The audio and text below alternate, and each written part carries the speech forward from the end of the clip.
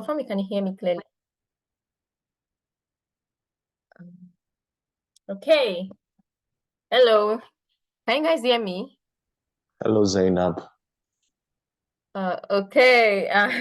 That's a confirmation that we can hear me. So how is everyone doing today? How was today's Thursday? How has the week been so far? Do you want to drop it in the chat? How your week has been so far? Has it been good? Has it been stressful? Has it been awesome? Okay. Thank you. Thank you. Thank you. Um, Okay, has been good. It has been fine. I'm glad. Mine has been awesome as well. Okay, and it's about to get more exciting for us here. So let's do this very quickly. My name is Damlola from 10Alytics, and I'm joining the call from Scotland. And I'd like to meet you guys as well. So tell me your name and where you're joining us from. All right, your name and where you are joining us from. Okay. I want to say it in the chat, your name and where you're joining us from. So we have Nini from England, and thank you for joining, Nini. Let's keep it going. I want to see your name and where. Abisala from Hull, thank you for joining. Mary from Sheffield, it's nice to meet you. Priscilla from Philadelphia, nice to meet you, Priscilla. Samuel from Nigeria, you're very much welcome. Abiola from Canada. Okay, Jackie from England. Hi. Lady Chicago in Nigeria. I'm feeling you, okay? Muhammad from UAE. I don't know if it's Qatar or Dubai. You might want to specify.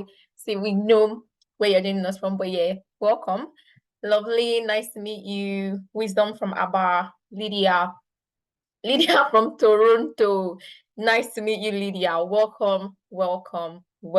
Okay, so today promises to be an amazing session, right? So if there's, your friends that are not here, you might probably want to send them the link to join the call because this is not something that you enjoy on your own. You probably want to share with your loved ones. All right. So another quick exercise, if this is the first time you'll be joining 10Alytics, I want you to drop a 0 in the chat. If you've joined us before, you've been a part of any of our sessions, I want you to drop a 1 in the chat. Is that correct? 1. If you've not joined before, drop a 0. If you've joined, drop a 1. Let's know who the newcomers are. Okay, so 0, 1, 1, 0. Look at the binary, something going on here, but it's amazing. Welcome once again to people that are just joining. We are glad to meet you. Okay, so based on that, I'm going to do a very quick introduction of 10Alytics. All right, so I'm going to be sharing my screen. Just let me know when you can see my screen. Just drop a yes for me in the chat if you can see my screen. Okay, thank you so much. All right, so like I said, today is going to be an amazing session. And what are we doing today? We have some superstars in our midst that are going to be sharing their experience. They are basically 10Alytics alumni, and they've come to share how 10Alytics helped them land a job in tech, how they were able to, how they registered for the program, got to know about 10Alytics, registered for the program, and eventually landed a tech role. Okay, so that's what we've come to share today. Okay, and this is series 1. It's going to be 2 parts. You're here today, you're joining series 1. Ensure that you do not miss series 2 because it promises to be just as exciting. All right, so this is what we're here to do today. And for us at 10Alytics, what we are all about is helping people of the Black community lower the entry barrier into tech. You see a lot of conversations online and you see them talking about, oh, these Indians are everywhere. I think Koreans, I'm not very sure, but they're everywhere and all of that. And so who is helping the people of the Black community be everywhere as well? That is 10Alytics. And what do? We're an educational technology firm that helps people transition from whatever they are currently doing into their dream tech roles, into their dream tech careers. And we are aimed at building capacity in different tech fields. We help people of the Black community, people all over the globe build capacity in different tech fields, such as data analytics. We've got data science, we've got data engineering, we've got financial analytics, we've got cybersecurity, AI and Scrum, business analysis, and so on and so forth. About 9 programs at the moment. And we have facilitators from diverse backgrounds, diverse organizations, talking about people, facilitators from Apple, from Microsoft, from McKinsey, Sahara, Deloitte, KPMG, it goes on and on and on, really. And when we say that we are bringing you the best, we're actually bringing you the best, and it's not just about forming or whatever it's called, right? We actually come with the best of the best, okay? And our courses are structured in a way that anybody, literally anybody, can join, okay? You don't have to be an expert in one thing or the other. You don't have to have studied it in school, because we teach you, we literally like hold your hands and help you transition from the scratch into wherever you are. Sorry, is my volume loud enough? I keep getting volume. Chukwemeka, can you confirm you can hear me clearly? Yes, I can hear you. It's good now. Okay, thank you. So Femi, you probably want to, okay, thank you guys. You probably want to tap on the microphone icon on your screen to dial in. All right. So you can follow us on LinkedIn at 10Alytics, on Instagram as 10Alytics as well, on Twitter as 10Alytics. And yeah, our website, 10alytics.io, a lot of information to gather from there. Okay. Now, meet the founders of 10Alytics, the backbones, the structures of 10Alytics, right? On my left-hand side, we have Adeza Suleiman. He is the founder of 10Alytics. He's a data and analytics expert. He has consulted with different firms in the UK, across the US as well as Canada. And he used to be like a data analyst in the business performance sector in Sahara Group. He was a data analytics consultant for FITC. He has many, many years of experience cutting across data analytics, management and consulting, sports, edtech, energy, oil and gas, automobile, and so on and so forth, right? And he has personally trained over 8,500 participants, helping them transition into tech. You can follow Adeza Suleiman on LinkedIn at Adeza Suleiman, on Twitter as Adeza Suleiman, on Instagram as well. On my right-hand side, we have Ifemina Ipro. Ifemina is the co-founder of 10Alytics. He's a data science contractor in the UK, in the US, Canada, Middle East, and so on and so forth, right? He used to be a business data support lead with Post Office in the UK.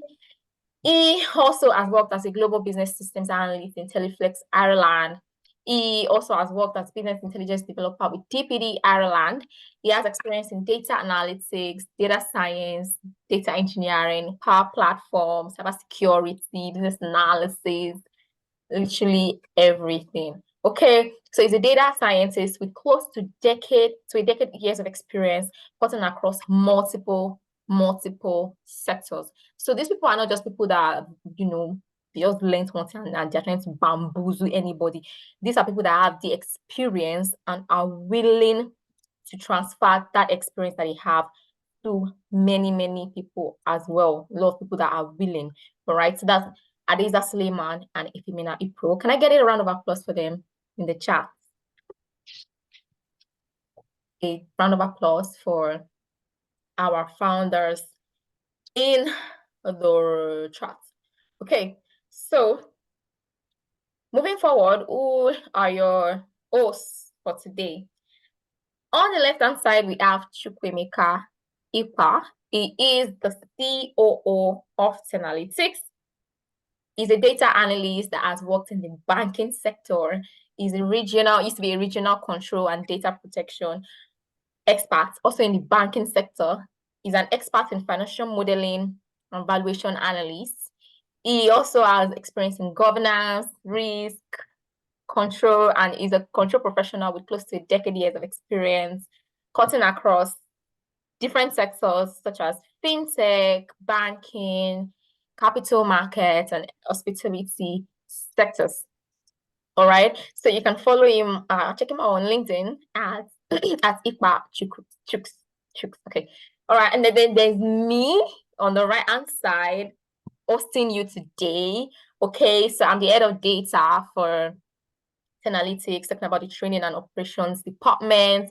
I have close to over 5 years of experience in data analytics and data science, really. Then I've helped over 3,000 people transition into tech, right from the classroom to expert in their chosen career path.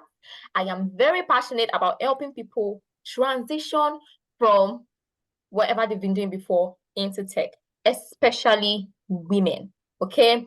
And I am an ardent advocate for Black in tech. All right. So that is me. My name is Oluwadamlola Ajumobi. All right. So moving forward, why are we here today? So we have this session ongoing. What exactly are we here for?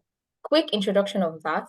We, like I said, have some of our superstars on the call today, and they are going to be talking you through, sharing their experience, basically sharing their experience, telling you how they were able to go through that journey of being a student landing a tech role. Okay, so we have the fireside chat with the 10Alytics alumni today. Then we're going to be looking at why you should choose a career in tech. Okay, we're going to please confirm you can hear me. Yes, I can hear you, Dambala. Okay, great. We're going to be talking about why you should choose a career in tech. Then we are going to be looking at our upcoming cohorts that is starting sooner than later. And then we'll look at more success stories and, of course, discounts that we have for you guys today. So if you're excited to be here, I want you to drop your best emoji in the chat. If you're very glad to be here and you can't wait to see what we have for you today, I want you to drop your favorite emoji in the chat. Thank you. Let's keep it going. Thank you so much. All right. So at this point, I'm going to be introducing the people that we have for today. Okay. So meet our participants. This is just a sneak peek of them, but I'm going to be bringing them up to share their experience by themselves. They said it is from the horse's mouth that you hear something. I don't know what it is that they hear, but yeah, we're going to be, speaking with them today. They're going to be sharing their experience. We have on the call today Adeshola Ramat. I'm just going to let them introduce themselves and tell us what they do with their mouths. Okay, so all right. We have Zainab. Hello, Zainab. Okay, I'm just going to make you guys co-hosts so that you can. We have Zainab. We also have Dinga on the call. Hi, Dinga. Do you want to use the raise hand icon so that I can bring you up? Then Abigail, we've got Abigail on the call as well. Abigail. Hi, guys. Hello. Let me just stop sharing my screen. So, do you want to turn on your camera so I can spotlight you? Hi, Abigail. Okay. Hi. Yeah. Hi. Oh, okay. I see Zainab. Hello, Zainab. I'm going to add the spotlight as well. Okay, Abisola. Hi, Abisola. I'm also adding you to the spotlight. Okay, Abisola, do you want to turn on your camera so that I can spotlight you? Okay. Go Benga. Hi Benga. Hello. Okay, hi Benga. Do you want to turn on your camera so I can spotlight you? I can't. What's going on? John. Oh, John. Okay. You know that. Okay. Hi Benga. Hello. Then we have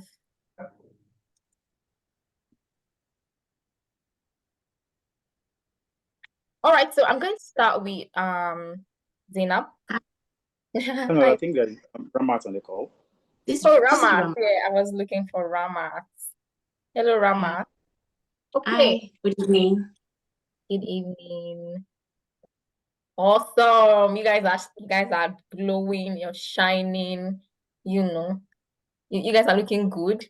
Thank you so much for taking the time to join us today. Okay, we really appreciate you and we look forward to what you have to say to us today. Oh, I see Abisola. All right, it's a full house. Okay, so I'm going to start with Abigail. Abigail, do you want to introduce yourself? Your name, what you do, the basic stuff. Sure. Hi, guys. My name is Abigail Gaga. I am currently a business analyst with the government of Alberta, Canada. All thanks to 10Alytics. I was so dumb before now. Trust me, guys, I was so dumb. Well, we're going to talk about it much later, I guess. I don't think it's time for me to start talking too No, much now, right? yeah. When it's my time. But you have to make it really fast. I'm new and this is my break time. So I don't know Okay. if it's okay to make me be first to talk about whatever it is. And then, you know how it is. We need to show that we are serious, now. So yeah, nice to meet you guys all and hope to have you around. Nice to meet you, Abigail. Thank you so much. Okay, so I'm moving to Zainab. Yeah. Hi, Zainab. Mhm. What's your name and what you do? Hi, confirm you can hear me, please. Yes, we can hear you clearly. Okay, cool. So my name is Zainab. I joined an analytics program this year, finished, and I was able to secure a job. Right now, I'm a data manager at a fintech company, and I also manage their data. Fantastic. Sorry, Zainab, where are you joining us from?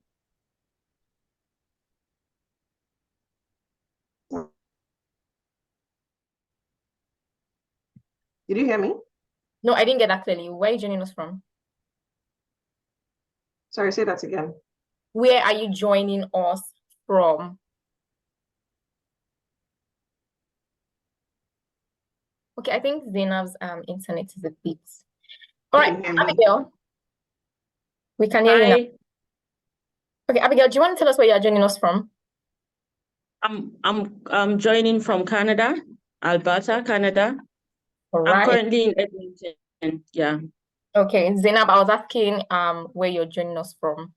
Oh, from Lagos, Nigeria. Lagos. Fantastic. All right, moving to Benga. Hi, Benga, can you hear me? Do you want to tell us your name and where you're joining us from? Hello, my name is Benga. I'm joining from Poland, Poznan, Poland.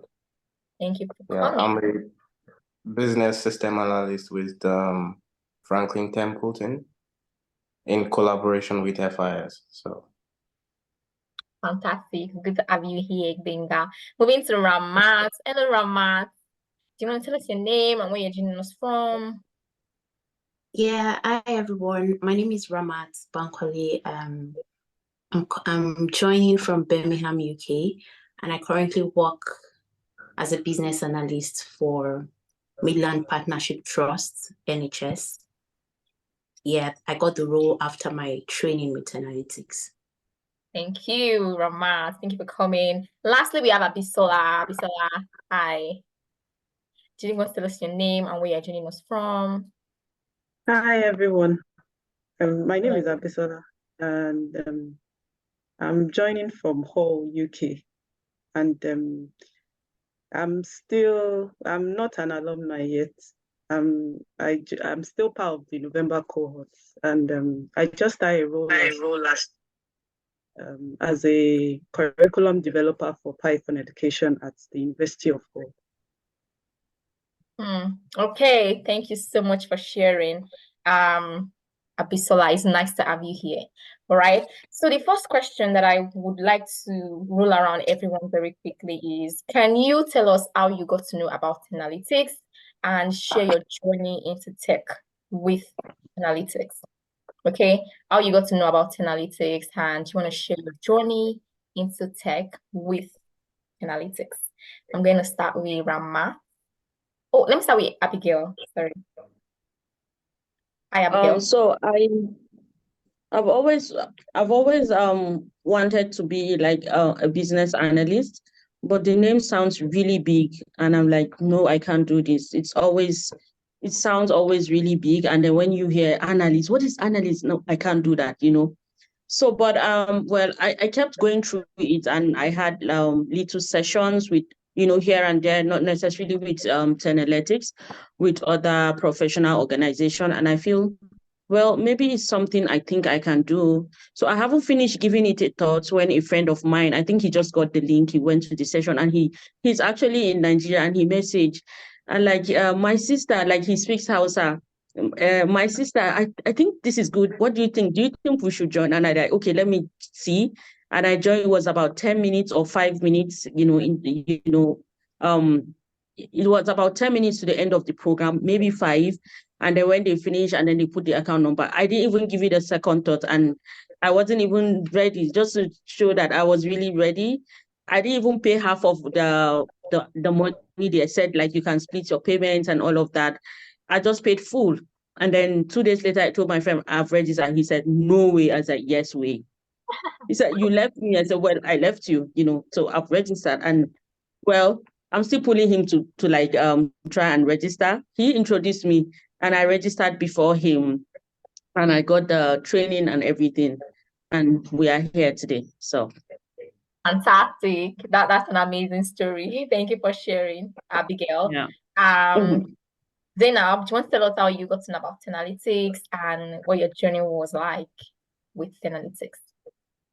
So, I think I started noticing 10Alytics sometime in 2022, 2022 or 2021. I can't remember.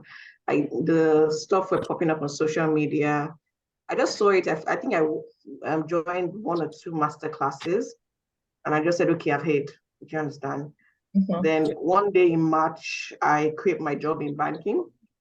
After 12 years, I was just done. And I think coming back from my send forth party, it popped up again. It's an application, right? Sorry? No, I don't think that's false. Okay, just. Okay, I'm just gonna mute everybody. Okay. Right, so Zainab, please unmute yourself and go ahead. Okay, so so on my way back from my send forth party, it popped up again. I was like, Zainab, just registered for this thing. You're actually not doing anything right now. So I did, and I registered for the data analysis program. And yeah, it was really interesting, to be honest. I built a very beautiful community, and it's been fruitful. At least I was able to transition successfully. So yeah. Fantastic. So let me ask you a quick question. Zainab, banking or tech? Tech, definitely. Okay. Okay. I just wanted to put that out because it was banking. All right. So I'm going to move to Ramat. Do you want to tell us how you got to know about 10Alytics and your journey with 10Alytics?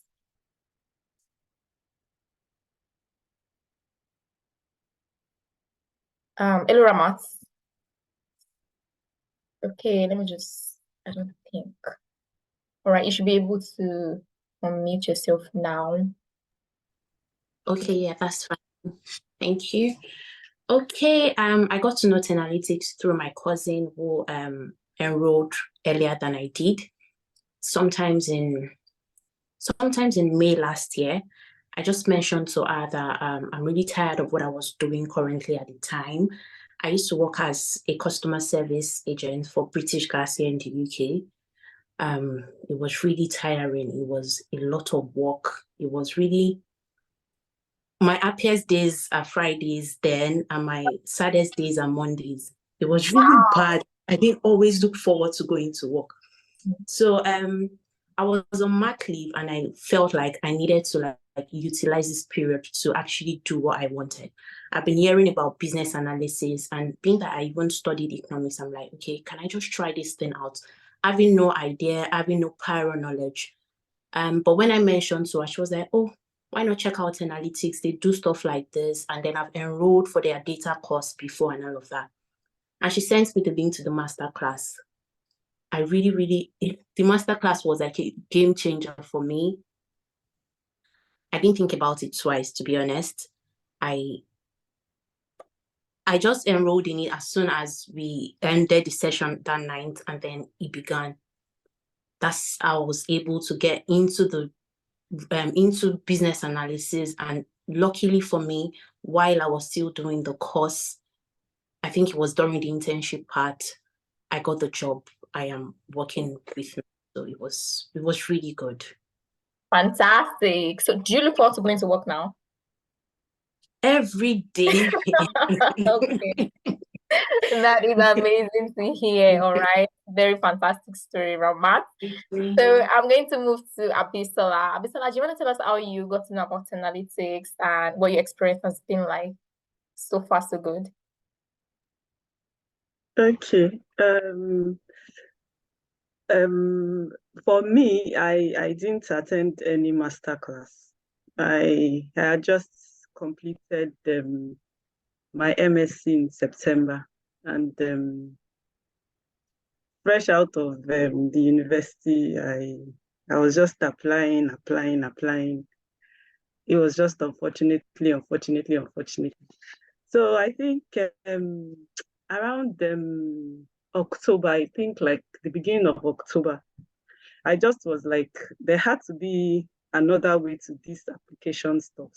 So I told myself, instead of just giving myself stress and depression and all of that, I was just going to pause. So I stopped applying. So one day I was just scrolling on Twitter, and I just saw 10Alytics. I saw a tweet. It just popped up on my page, and I saw 10Alytics. I went to their page, looked at all of their tweets. Then, in looking for more information, I went on their LinkedIn profile. Then I saw testimonies from previous participants. And I was just like, okay, let me, because after I finished my MSc, it was just like I was in a limbo. It was just me. There weren't any more classes, but I knew that to this tech thing, it requires mentorship, and it requires that you belong to a community.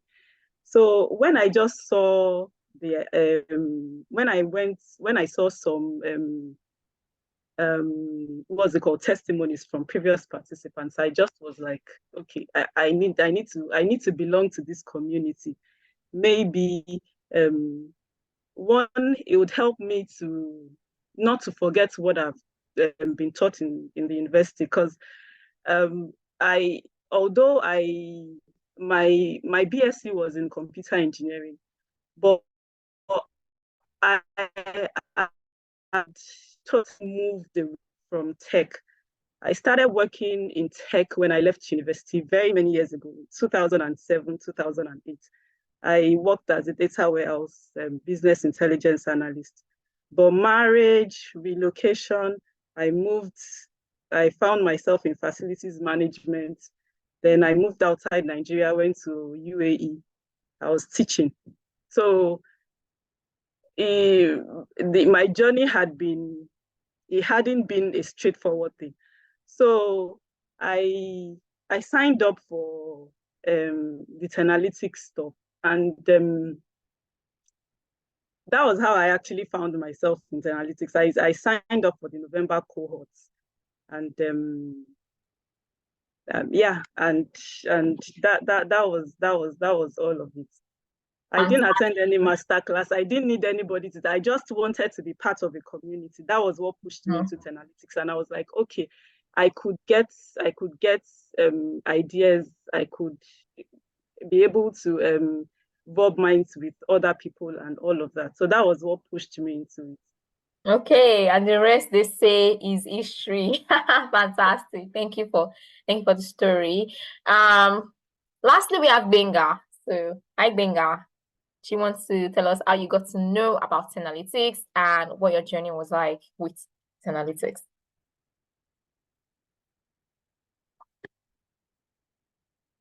Okay, you're not able to. All right, just give me a minute. A second, actually. Okay, you should be able to unmute yourself now.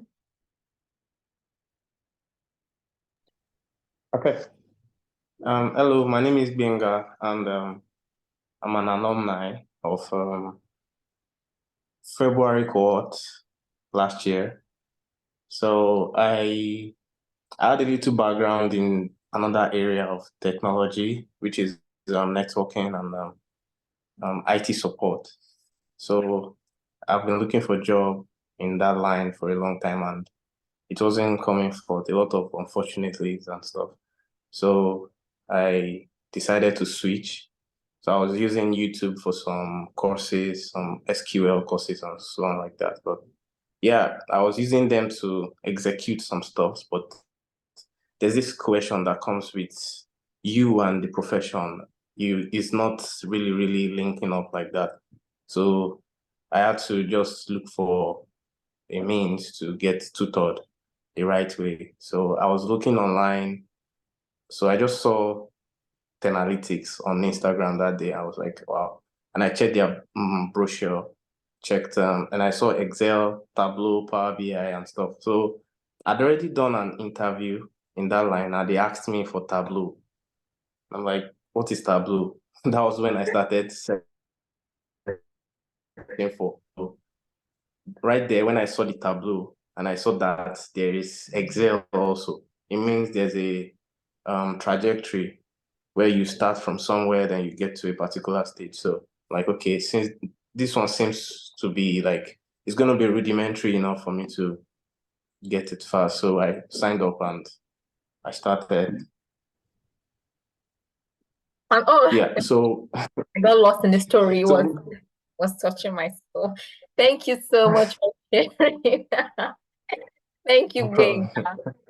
Okay, so I saw comments in the chat. Everybody's from business analysis. No.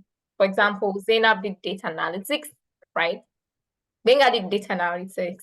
Abisola did data science. Abigail, Ramat, business analysis. Like I said, this is the first series. The next one, we're bringing in amazing people from other programs as well. All right. So thank you guys so much for sharing your experience. The next thing that I want to ask is, now you went through the program. How exactly did it prepare you for your current job? The things that you learned from the program, how were you able to, how did it prepare you for your current job? How were you able to, bring it into your current job? And then I also want you to share your experience with the interview process, the interview preps, the on-the-job training support and everything. Okay, so this time around, I'm going to start with Ramat.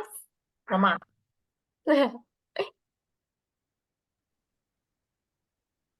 Okay, so the question was, how did 10Alytics prepare? How did the training prepare me for my current job? In so many ways, to be honest. I hadn't gotten the job. I had no idea before. But what I knew when I was training was that I wanted a job out of the training.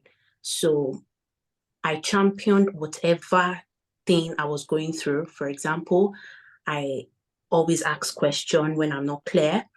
I didn't joke with the mentorship session, because actually that mentorship session contributed to the fact that I got a job like really early.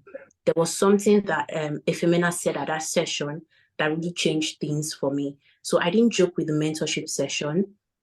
During our project presentations, I'm always volunteering to present, not knowing what is at stake in the new job. But eventually getting the job, I I'm thankful to myself for doing all of those, and I'm thankful to 10Alytics for helping me through. Because as a business analyst here, you don't wait for people to tell you what to do. You champion things yourself.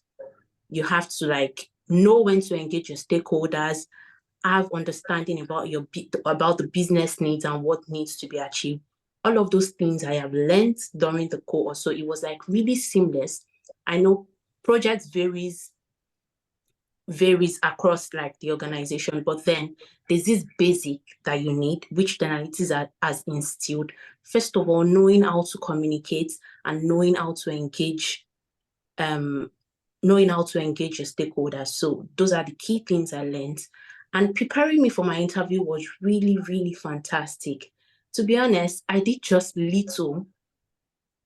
10Alytics did like, okay, let me say I did 20% of the whole thing and 10Alytics did 80%. I would explain.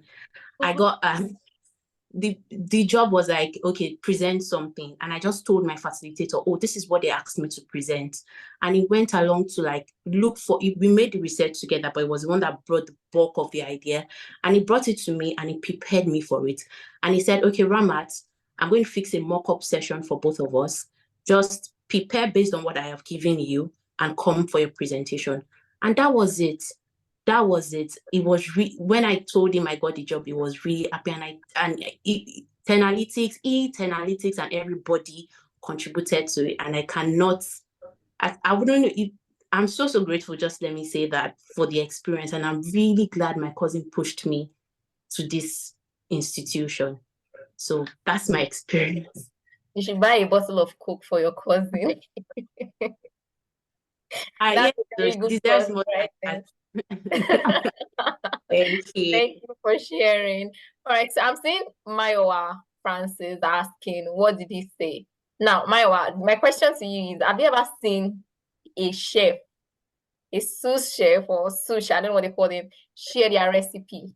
I don't know if you think you've seen them sharing that. Okay, as long as you understand that. So thank you for sharing, Ramat. I'm going to go to Benga. So, Benga, how were you able to transition from class to your job? How did the training help you? What you learned in the training, how did it help you? How did you were able to move it into your job? And what part did 10Alytics play in the whole process? Well, 10Alytics was really, really helpful with the whole process, from the class training to interview sessions to onboarding and so on like that. They were there every step of the way. So the first part is classes, whereby using Excel, we used to be one cell times the other cell. I get my answer, or like summation and stuff. I didn't know that. I used to hear about VLOOKUPs. But I didn't really know what it's really meant for. I didn't know the capacity of Excel. Like today now, I work with about 300,000 rows of data on a daily basis. I never knew that I needed to really engage with the data like that with some tools that Excel has. So I'm really, really grateful that I got exposed to all of these tools, and also with Power BI and some other and SQL. So when I finished the training, it was even during the training I started getting interview call-ups from recruiters, and during mentorship sessions, we were taught how to revamp our LinkedIn pages and CVs and so on like that. So during this time, I was able to ask some questions, what to put in here, what to put there, and they were pretty helpful to do all of those changes. And recruiters were entering my DM and they were asking me if I'm available. So eventually I got a call for interview. I even got series actually, and I was booking sessions for interview preparation sessions like almost every week at that time. So, and Adeza was like asking me, Benga, you need to really study or prepare for these roles. They are pretty easy roles. All you have to do is present yourself well and let them know you can do this. So all these sessions, they were really, really interactive. like rudimentary enough for you to understand what you need to say to your interviewer and so on like that. So every step of the way, it was really, really helpful. And at the end of the day, I got 4 different offers from 4 different companies, and I had to just pick one. You get, so Yeah. that's how helpful it was. Like the same delivery on different companies. First of all, one of them was a BI developer, one business system analyst, one data analyst, and here I am today. I picked the one that is the most favorable. So There you are. I'm really, really thankful.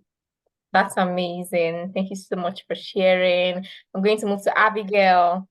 Hi, Abigail. Do you want to tell us how you were able to transfer what you learned from the program to your job and how the part 10Alytics played in the whole process? No, we can't hear you. Your mic is muted. Sorry.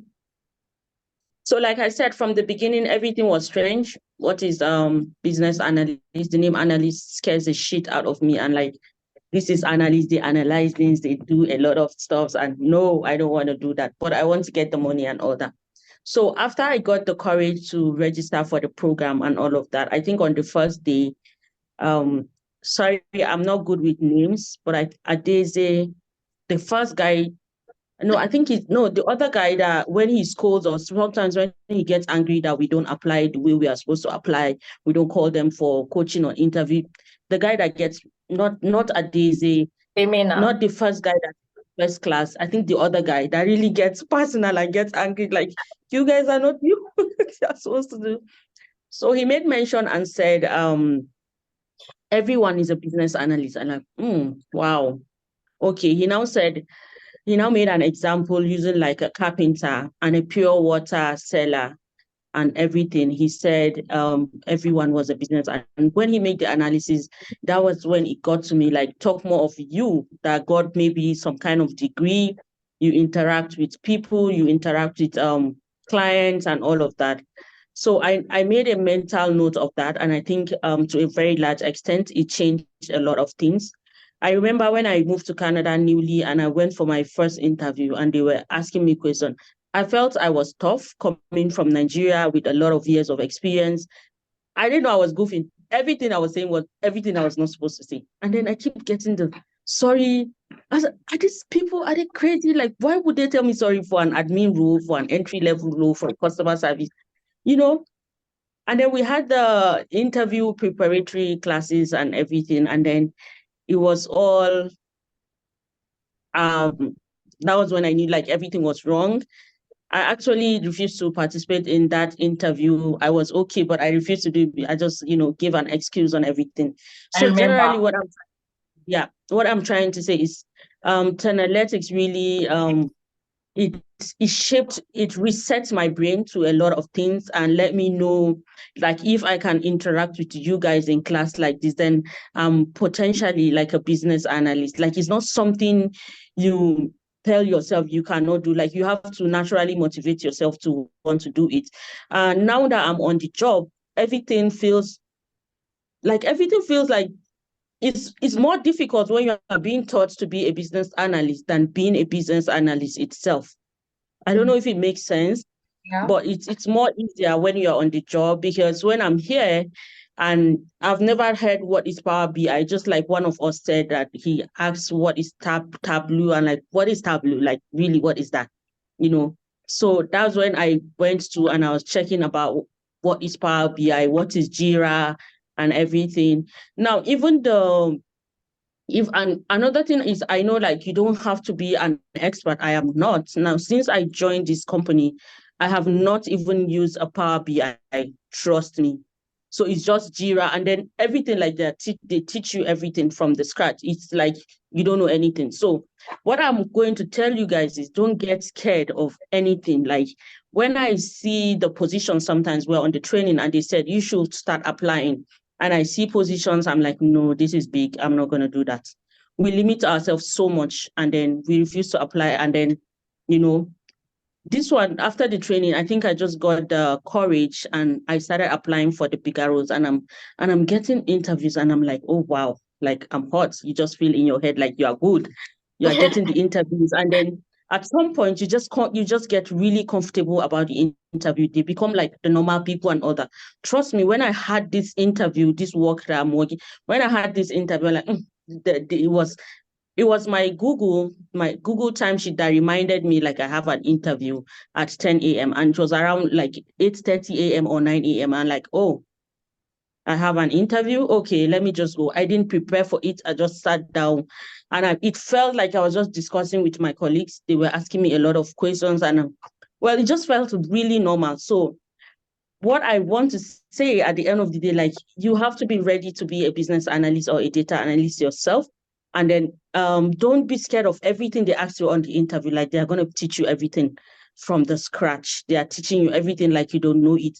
All you guys need to do is whatever knowledge you're going to get from here, I think you should take it really seriously, because it's going to stick in your head and it's going to make you mentally prepared. A lot of time we need to be mentally prepared. We need to let ourselves know that those people you speak with, they're not spirits, they are ordinary human beings. I mean, if you can talk to your mom or to your dad or to your child or to your friend, then you can speak to them. And then another thing is, I think they smell, when you have an interview, I think they smell your confidence or your fear or whatever it is you do. I think they feel it. I think it's, I don't know, somehow they feel it. And then when you are timid, it just automatically knocks you out. And then I think with 10Alytics, they give you the boost, the morale, for you to just feel like, when you feel like, oh, I can fly from the 20th story building and I'm not going to die. I think that's what 10Alytics does to me. That's what it did to me, which I'm really happy about it, because truthfully, now I just feel like I don't feel I'm doing the role of business analyst, but I feel like I can do more. I feel like I can do more. I don't feel so challenged. Like I feel like I can do everything, which takes me to the fact that like you never, as an individual, you never really get satisfied. You really want to do more. You want to learn more, and you want to explore more opportunities as well. So even if you don't know anything about being a business analyst, I think you should just do the training. That's all you need. Do the training, take some key points. I remember when I was having an interview, I was telling myself, well, what is the best way? Because I don't know a lot of things about all these things. What is the best way that I can get this? And I said, okay, you know what? And then that takes me to you developing what works for you. So what works for me, I took a note of all the big names in business analysts. I went on Google, I searched all the acronyms, all the names that business analysts use. I realized a stakeholder is a customer. So why should I say a customer when I can say a stakeholder? And when I say a stakeholder, it makes me look like I know what I'm doing. Do you understand? So that's how I tell myself. I pick the big names. I try to know the meaning of the acronyms, the acronyms of business, the collaboration. Like really, it's a simple word, but they make it like sound really big, and then it's collaboration. And like, oh, what is collaboration? Is it, And then so that is what I do: collaboration, elicitation, requirements gathering, gap analysis. Do you understand? Like I feel these are really small things, but then make it really big to scare you. Now I don't get scared of any role I see. I could say a director role and I apply just for the fun of it, like, and then sometimes you get, oh, we saw your interview and we're interested. Really? For a director role? No, I'm just a mere BA. And then you're like, oh, this kind of thing. So what I am gonna advise people, because it has really helped me. If you don't know anything, really, just try and know you call it the acronyms? Not acronyms, the terms. Please learn the terms really well. Learn the terms and know what they mean. I learned the terms and it became really easy for me. It became really easy for me. Now, even if you give me Power BI, even if I have to go on YouTube, on Google, I have to go and help myself. Okay, how do I do this? Nobody's going to stand with a gun on your head. Oh, you are a BA. You say you are a BA, so now you have to do the work.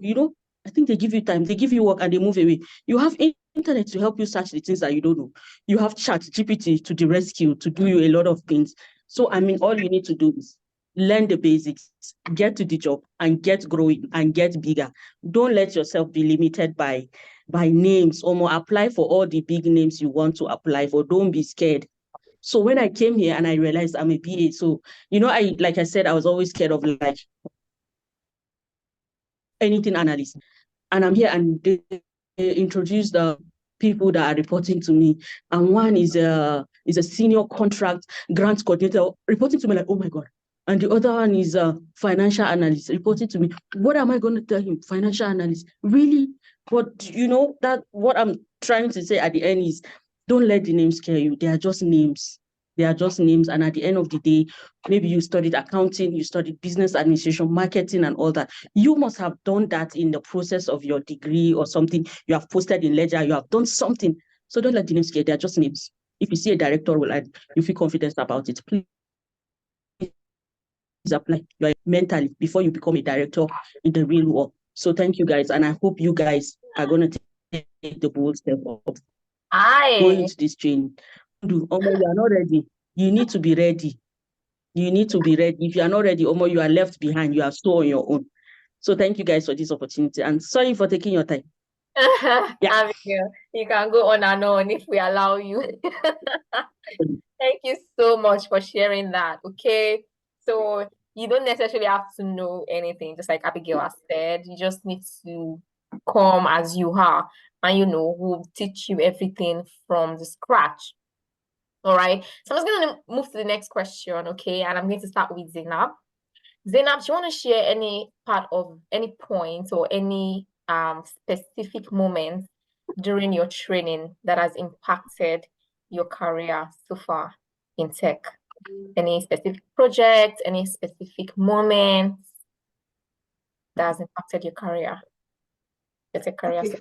For me, to be honest, one of the big things I gained from the program was confidence.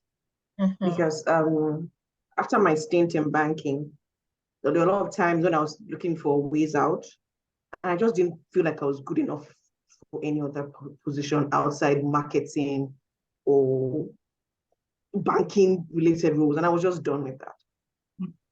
Like Benga said, basically you know Excel, you think you know Excel.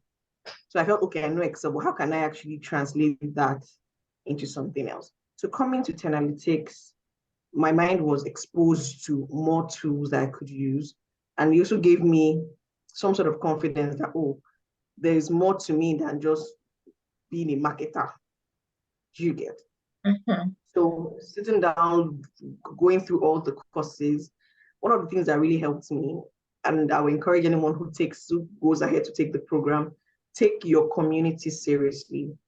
And within the 10Alytics space, when you start the program, you are broken down into smaller communities. Take those communities very seriously. Mine right now, they're like my family. I finished my program in August, but we still chat like every day, motivate each other, send each other job posts, send other motivational stuff, send each other cheat sheets. Sometimes some of my colleagues that are already working as well, they have tasks at work and they are confused and they bring it to the group. More guys, they say I should do this, and everybody is chipping in to help. And also gives other people who haven't gotten jobs yet that get the job, you're not alone. Well, all of us are going to make that money together, that kind of thing. So that's one thing I really enjoyed about 10Alytics, meeting people with like minds who are driven and gingered as well to either pivot or grow in the tech space. Then something that really helped me was the mentorship session as well. If a man is just a crazy human being, to be honest, because there's some things that he says and it just blows your mind. And I'm like, how come I never really thought about that? So to be honest, you don't really have to know. You can come as an empty book and they'll fill in those pages for you. Just be ready to learn. To be honest, it's a lot of work. A lot of people come in and they burn out in the middle. So you have to be self-motivating. If you're not able to self-motivate, find a community and motivate each other.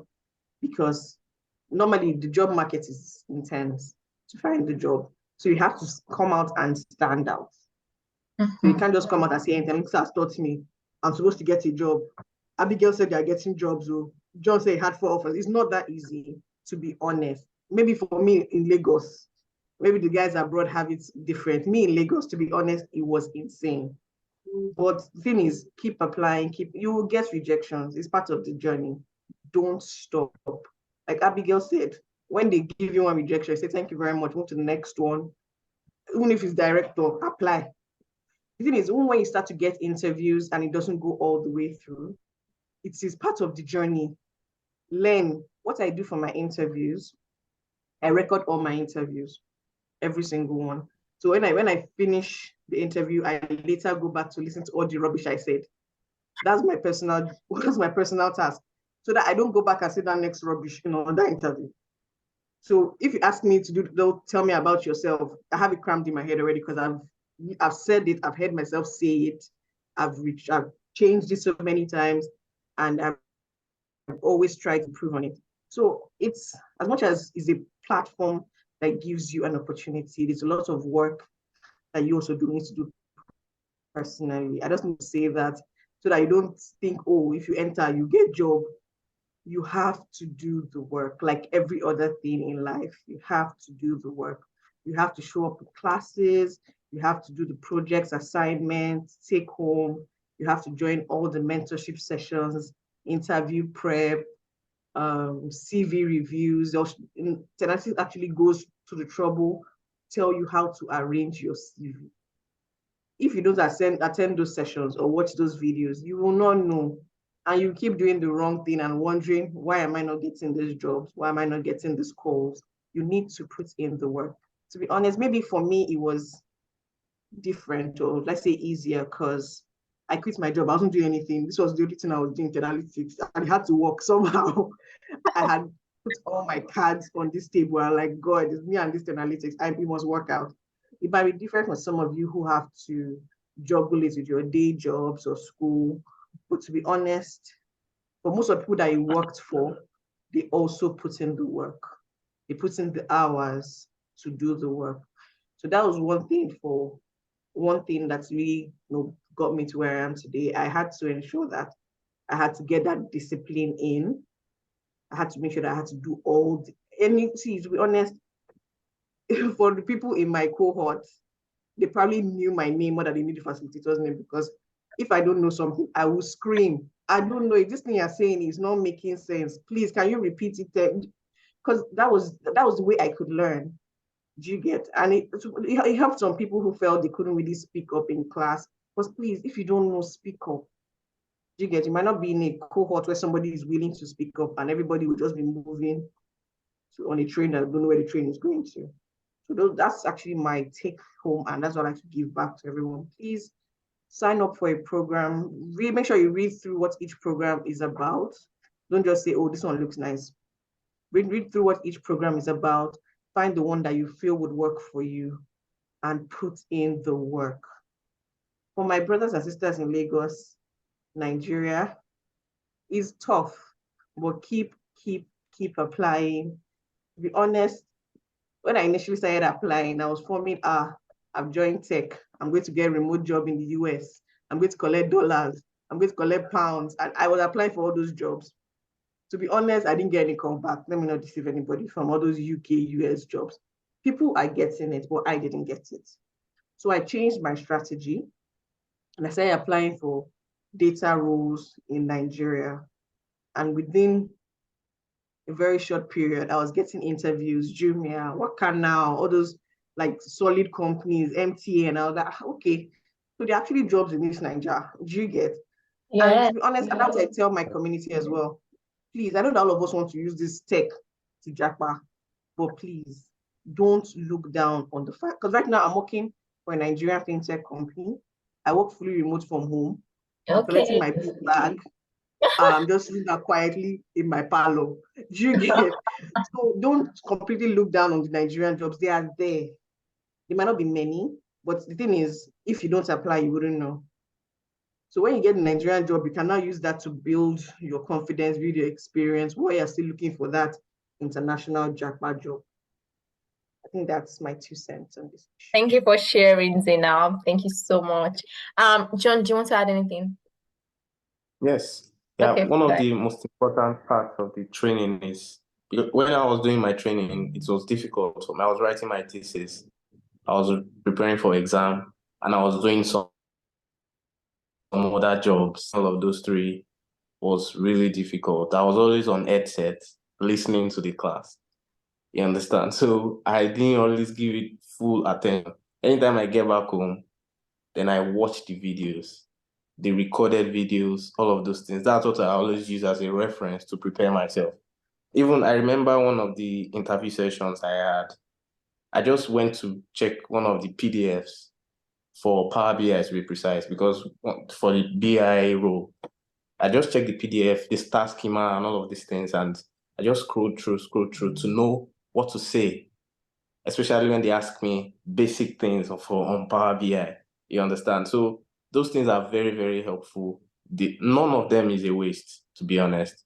And you still have the access, even after the class. You can go back and go and watch, check again, refresh your memory about what to say again during your interviews, and about growth also. I've always thought about, because I'm just new in this community of data. I felt like maybe when I finish this, I will do data engineering later or something. Today, I'm already learning 10Alytics, machine learning already, to filter data, because we deal with large amount of data every day, and it takes us weeks to filter. You understand? So we are trying to automate processes and so on like that. So we need to use 10Alytics, and I'm learning. I'm even one of the number one people they bought license. I don't know if you have experience with 10Alytics, how expensive the license is. Yeah. We're just three, and they bought, yeah. So it shows how important or how much they regard you and how much they want you to learn, even on the job. You understand? So growth is definite on any job you are going to get.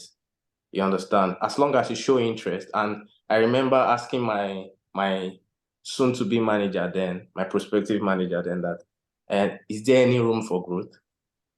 And he was like, wow, he doesn't always get this kind of question. And he said, yes, that there's room and they will always provide something if I need. That from what you can see, that I'm very inquisitive and this and that anything I need for my growth in my professional career, that they're going to provide. So those questions were the things I got from my interview sessions, interview preparation sessions and so on like that. And they were really helpful. And now I don't even need to go back to data science to go and do data science with analytics. So that's my 2 cents. Thank you for sharing, Benga. Thank you so much. All right. So this is an amazing session, to be very honest. And I hope people in the chat, the audience, are gaining a lot. All right. So the next question will be for Abisola.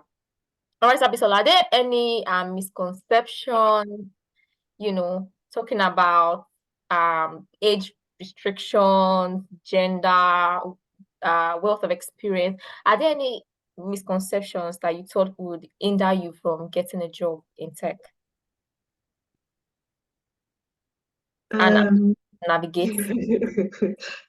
Yes, plenty. I think one, being a Black female outside Nigeria,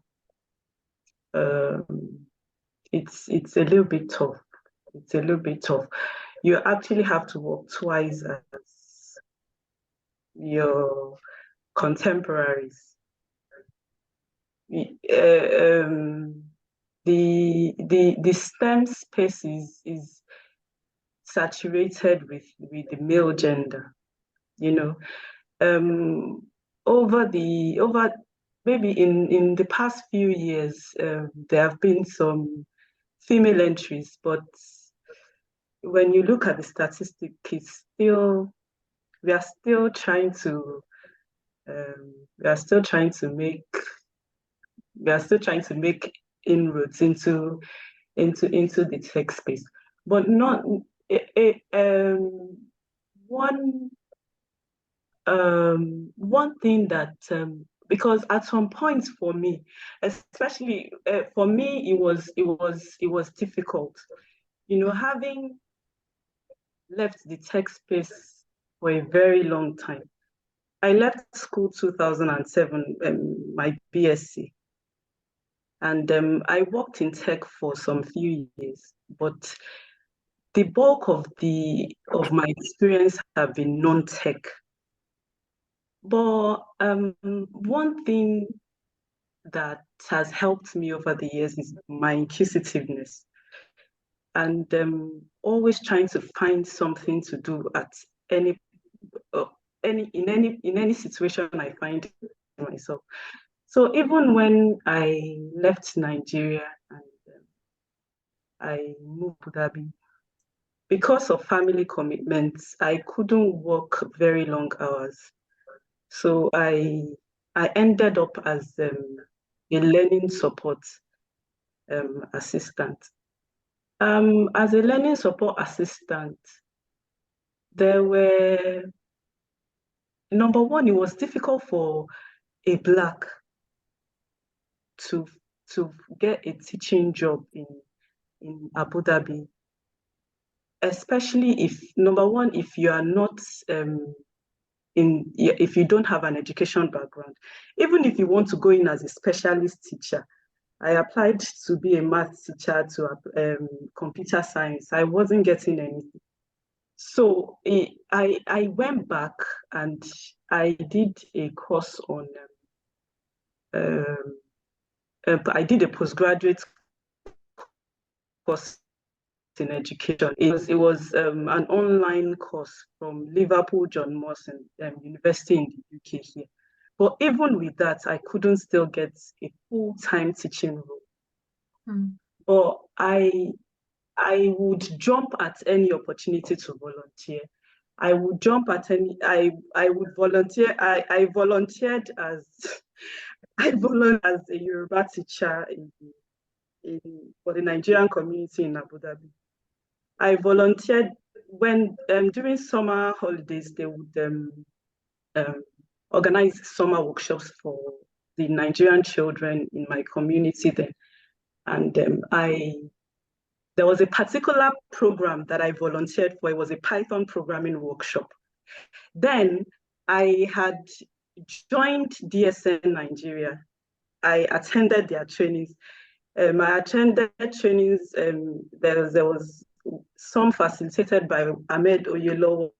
So many people. They'll teach Power BI. They would tell us to do projects and post it on LinkedIn and do this and do that. So I was getting anything I could lay my hands on. So that Python programming workshop, I did it back then in 2019. And so back to 10Alytics. See, for anyone that hasn't, that is new here, one thing I would say is 10Alytics is beyond maybe Excel, Python, what's it called? Power BI, Tableau. If there is anything you shouldn't miss if you eventually join, don't miss the mentorship sessions. Don't miss the CV review sessions. Don't miss this, what is it called? The LinkedIn optimization sessions. Don't miss the interview prep session. I can't overemphasize all of this. I met with Oluseyi because the job I eventually got, I had applied in October, very early October. I stopped applying from October, from the beginning up until when I joined 10Alytics.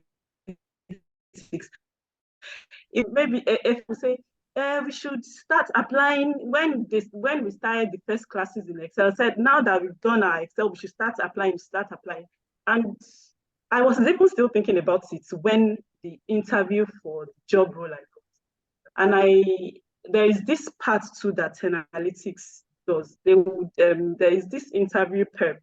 When you get an interview, you can sign up, and what is it called? You sign up with a facilitator, and they will prep you for the session. And so I signed up, and Oluseyi was the one that prepped me for the interview. And while we were talking, I was telling him that I have not started applying, and this particular job that I applied for, I I applied for it before I started 10Alytics. And it was like, you can't afford to lose hope. You can't afford it. It was just telling me, he said, you can't, you've gone too far to be disappointed by all the unfortunates you've been getting, that you have to keep applying and keep applying and keep applying. I said, okay. Then that same week, we had a CV interview session with Mohammed. And he came with the star, the seat, technique, and all of it. So everything he was saying, I was just looking like this. And he gave us an assignment at the end of that session. He said that we should, he explained the seat stuff to us. He said that we should do a star technique. We should set the question for ourselves, look for a particular situation, and we should create a star whatever for ourselves. So it was that same week that I got that interview, and I just modeled everything. I remember they were saying in that class, he said, go and bamboozle them. In my head, I was like, I think I should also bamboozle them, because I was at a point in my life, I was just helpless. I was tired. I was just like, at times I would just sit down and I would just like, what again, Seth? I'm not even going to apply. Let me just pause, because I was just going crazy. So it was just like, just go bamboozle them. And I just wrote those things on a notepad. I did the star technique. I did the seed technique. And the Python workshop that I volunteered for was what I modeled my experience. And when I was talking in the interview, it was a panel of professors, 2 professors and 1 HR person. And they were just like, wow, wow, wow. And I was just like, which wow? Is 10Alytics? No wow anywhere. So there is it is not really, there is no one size fits all. It's not easy as black. Number 2, it's not easy as a female. Then there is also the age factor. I'm in my 40s, and I'm like, with the tech space that is crowded with 20s and the young minds, will I get anything in this tech?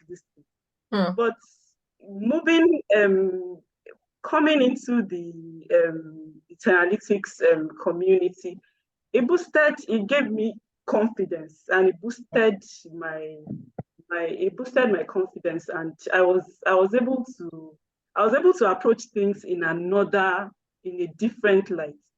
I was able to communicate. It is one thing for you to know something. It is another thing entirely for you to be able to say that this thing I know it, and this thing I can deliver. If you can't communicate, they'll just be looking at you and be like, so away from the age, and those things are there, those factors are there, but just keep trying. Yeah. Work hard. All of the mentorship.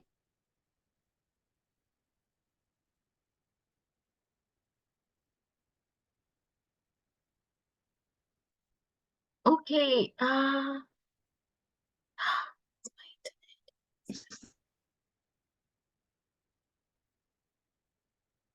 Sessions. Okay. Hi, Chukwemeka, confirm you can hear me.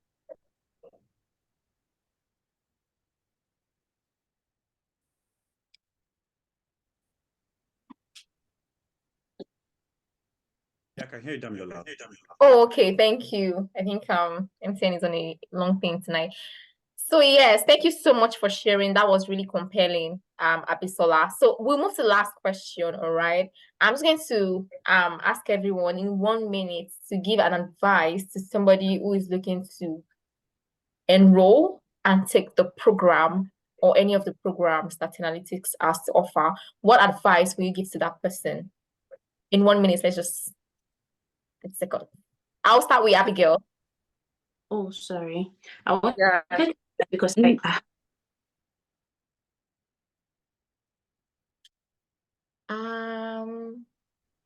Okay. I need to switch my internet. Okay, I was just going to say that I have to be somewhere now. I have to go and do some stuff now, so I would like to go first. So while I was speaking the other time, a message popped up to say that rich kid, they assign you, and that's one thing I want to address. Know what drives you. For me, I wasn't happy and I needed more money. That was my driving force. And I know that once I'm not able to achieve that, I would not stop. So, and they say something that it is money that we use to look for money. I don't know. In Yoruba, I say it's like Olafinwo. So I knew that, and I already planned for that in a way. It wasn't easy at all, but because I knew what was driving me, I had to do it somehow. I know it's not easy. The money might be much, but don't look at the money. Look at your driving factor. Look at what drives you. Look at the end result. Look at your long term. And then just see how everything falls in place. That's like my piece of advice for anyone looking to enroll. And I promise that it's going to be a game changer, a life-changing experience for you. Thank you for sharing. Thank you, Rama. Thank you so much. All right, so I'll take Abigail. Any advice you'd like to give to anybody who's looking to enroll? Yeah, so I also need to go because my break time is over. So you asked a question if there are misconception that hindered getting a job and all that. So I think especially because I'm in Canada, the misconception people have is when you come as a Black or when you come, I had that when you come as a Black or when you come as a new immigrant, then you have to do the cleaning job first. You have to do the care job. You have to do, before you get the experience, you need to get the Canada experience and all of that. I'm like, okay. Like I now started, I did the care job. Like I was applying. I don't know if maybe my resume at that time, it was really strong. People say you have to reduce your resume, you have to reduce the qualification, you have to do. Now I reduced to everything and I applied even for a cleaning job and I'm not getting cleaning job. And I'm like, really? I'm not getting a cleaning job? Are you telling me I can't clean my house? Like I can't clean the toilets? I wasn't getting the job. It was crazy. I upped my resume really high. And then I was going for the interview and all of that. You are laughing. You have to put up your video. I know. So I had to up my, resume again. And I think I wasn't doing well in the interview. So, and it was crazy. I was getting notes. And at some point I told him, I was like, you know what? I think I'm coming back to Nigeria. I haven't resigned from my job. I got a good paying job in Nigeria. I need to go back. And he said, no. So one of the things, my husband was really a motivating factor. You need to get someone that really believes in you, that you think gives you the push, that you think really has the best interest for you.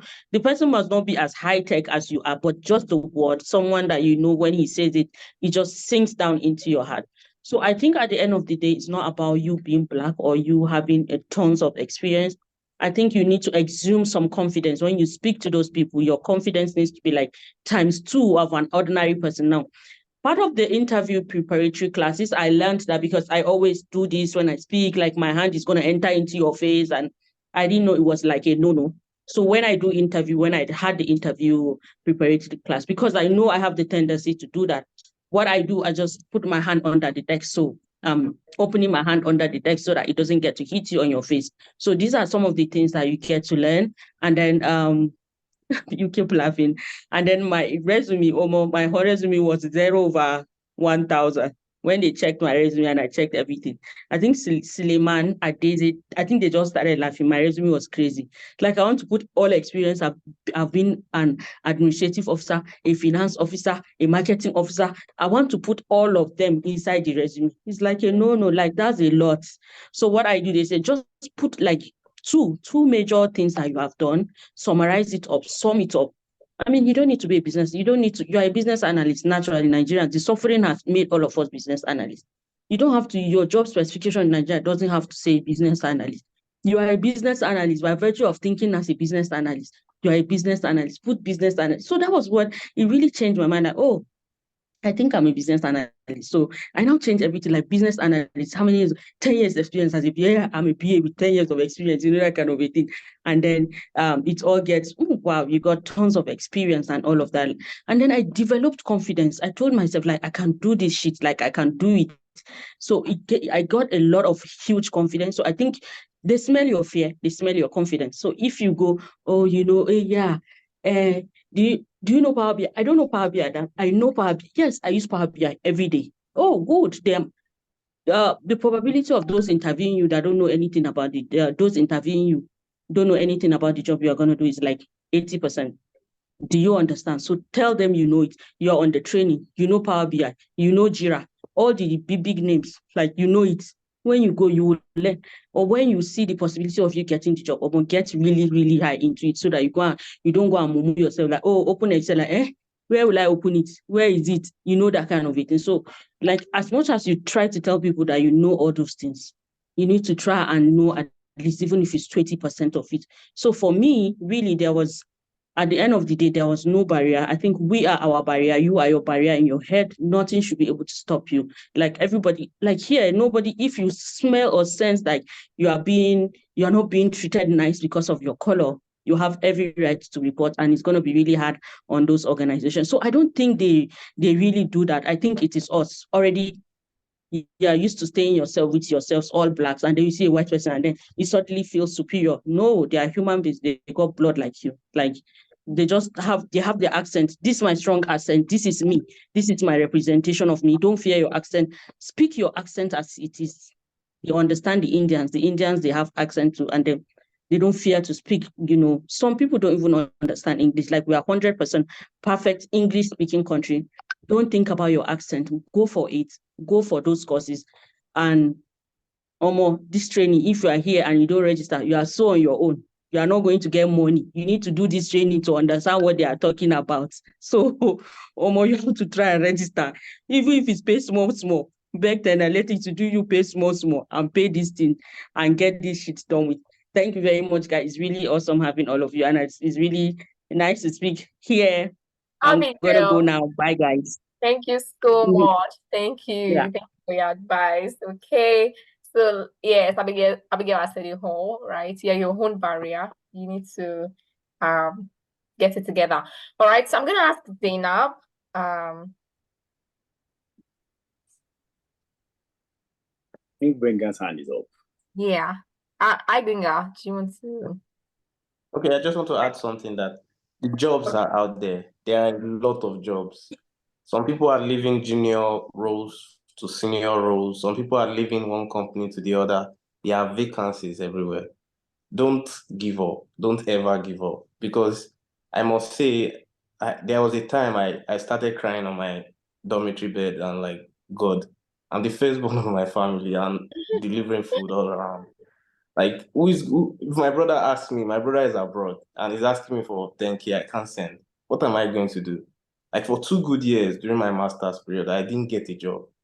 And it was really, really difficult for me. Even, thank God I was on scholarship. I didn't have to pay tuition or anything.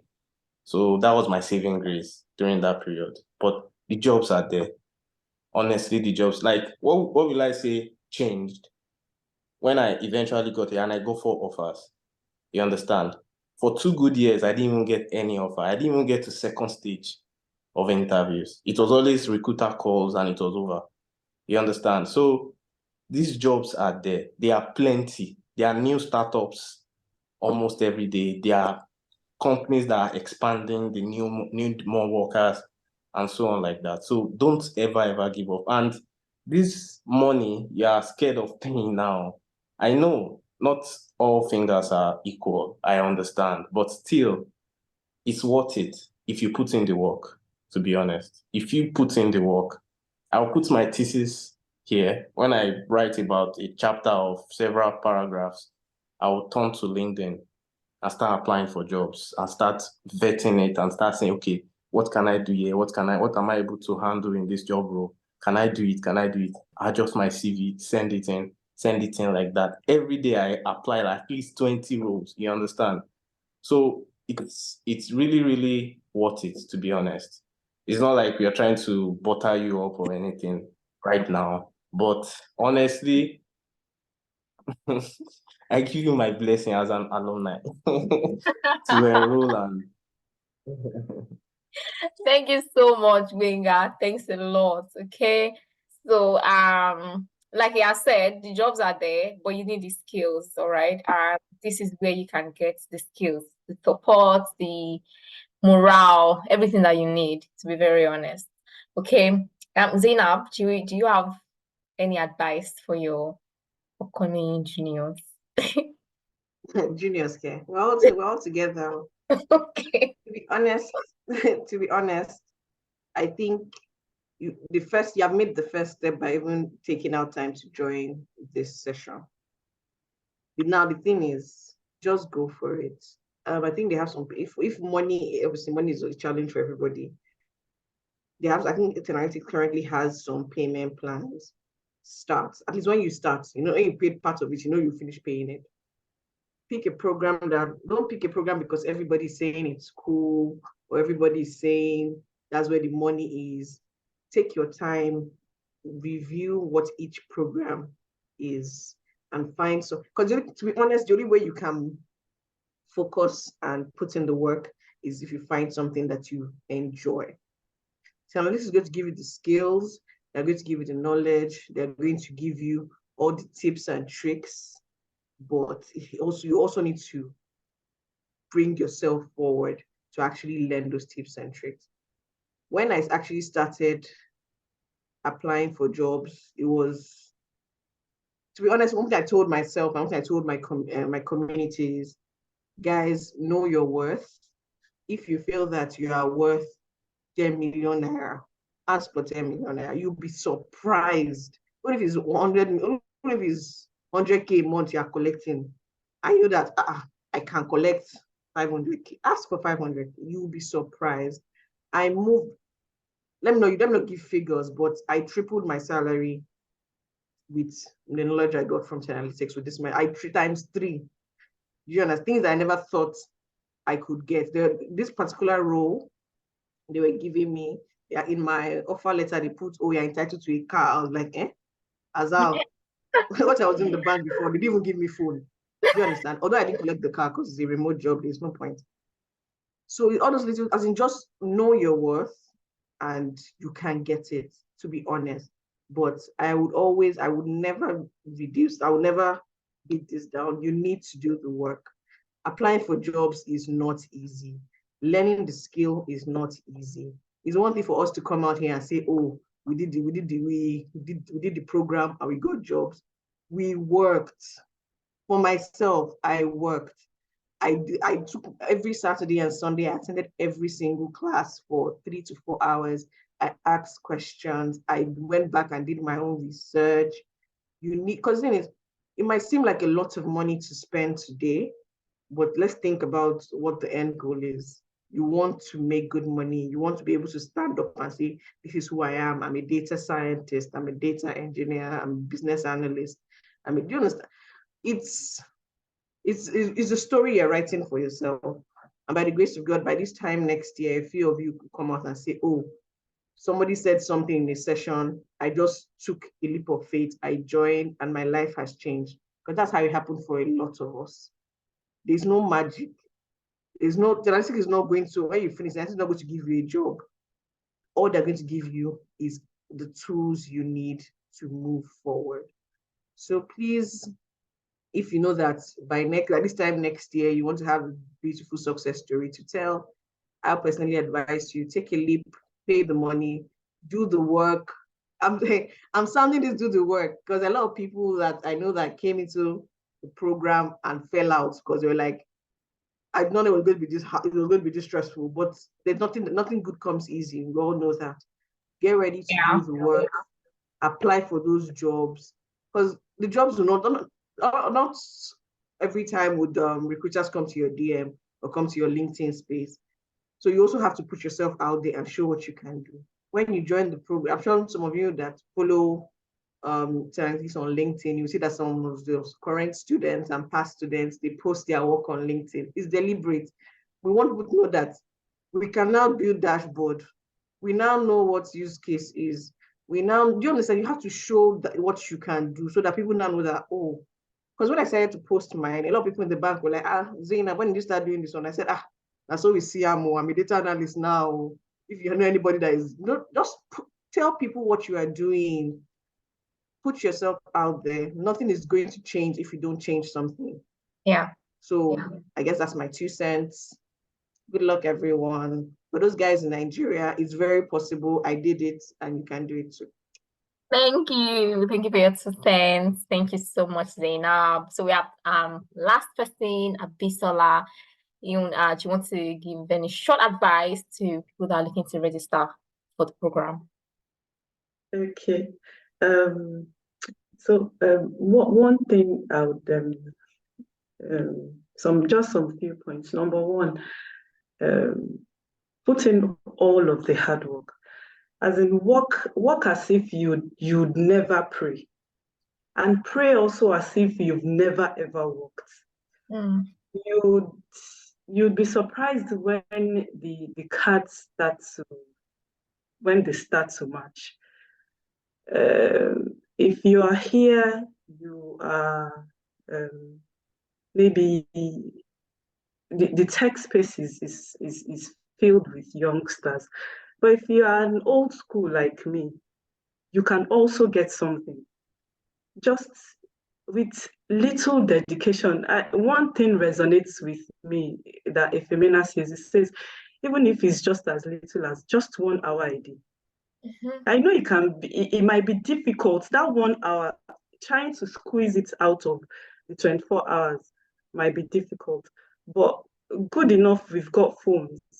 So even while you are working, for someone like that, is a mother like me, I'll just carry the phone, I'll be in the kitchen, I'll be listening to it on one side and I'll be doing what I'm doing. When it's time to do, maybe I'll be noting when it's time to do codes and put my hands on the desktop, then I'll go and do that one, maybe later in the night when all of my bukata, all of my wahala, they've gone to sleep. So just try to, it's crazy, it's not easy. No one is going to tell you it's easy. But if you are try to psych yourself up and don't it's some people will tell you that you can do it with YouTube videos, and I've tried with YouTube videos, but those things, because they are not structured, it's a little bit tough. One of the things that you can leverage on with 10Alytics is the fact that number one is structured. Then the fact that you have to submit assignments, that would also pinch you. When others are submitting assignments and you even if you have not finished making payments, but at least you've already made payments, at least that one will ginger you to say that, okay. Then the facilitators, they would run after you. They would send you messages. They would call you. They would. Charles, it's not easy if you are working, if you are doing some other things, but just put in, like Efemina said, maybe just 1 hour. If you can't put in 1 hour, maybe 45 minutes in a day, just try. Do the assignments. The classes are, apart from the normal and the work skills, the soft skills are just out of this world. You wouldn't, there will be something someone will say one day, and that might just change your trajectory for life. So the money might be hard to get. Just try. Have a payment plan. Like for example, if like for the university I did my MSc in, they would not say that you should pay all of your money at once, but they want to see your commitment. If you are going to be putting in this money, maybe you are going to be putting 10 pounds or maybe 500 pounds every month, and it's consistent. So even if you are unable to go with the payment plan for 10Alytics, if you are a very sincere human being and you give them your word, and that's okay, this is what I'm going to be paying at the end of maybe every fortnightly or every month, so that I can complete the payment. But I'm sure it's worth it in the end. If I can get a job at this stage with all of my jaga history, you can. For those outside Nigeria, you don't have to end up in a care job. You don't have to end up in a job that you don't find fulfillment in it. You can get what you want. Just put in that little bit of hard work. Pray as like you've never even worked at all, and work as if you don't even pray. I'm sure everything will fall into place. Thank you. Thank you so much, Abisola, for your 2 cents as well. All right, so this is where we'll be stopping for the alumni experience sharing session. We want to take time out to thank all our alumni that have decided to, they've come here to share their experience with us. They've also motivated us, Zainab, Abisola, Benga, Abigail, and Ramat. All right, thank you guys so much. So at this point, I'm going to be handing over to Chukwemeka. I introduced him earlier as the CEO of 10Alytics, and he's going to be taking us through the next steps. Okay, thank you guys, and sit tight. We'll be shortly. Thank you, Zainab. Okay, over to you, Chukwemeka.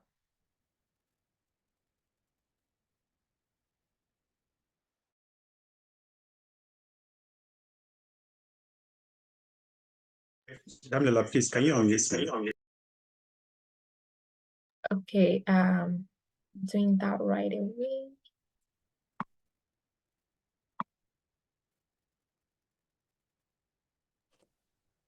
Yeah. Hello, everyone. Can you hear me?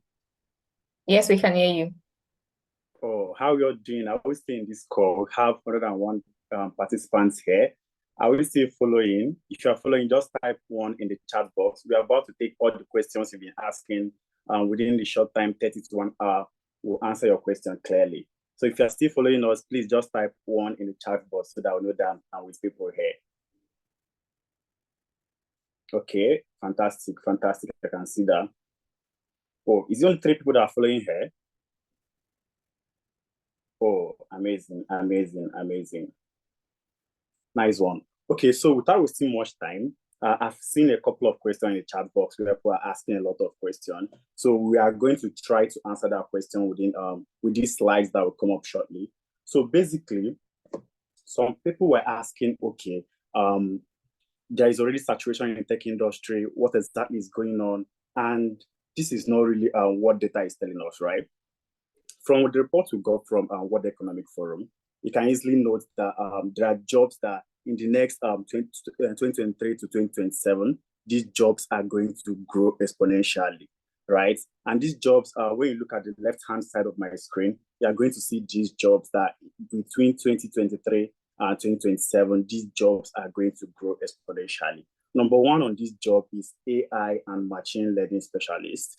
And then we have sustainability specialists. And what we in 10Alytics have done is to make sure that these jobs that are going to grow within the short space is what we are going to teach people. These are areas that we're trying to bring down the Black Africans into the tech ecosystem, right? So if you look at the first one, AI and machine learning, the third one, business intelligence analysts, information security analysts, data analysts and scientists, data engineers, database architects. These are courses that we offer on a day-to-day basis. I know when you look at the right-hand side, you get a little bit confused because those are the jobs that are going to decline within the 2023 to 2027. You'll see jobs like investment fund managers, organizational development specialists, chemical processing plant officers, and there's a funny one there, product managers.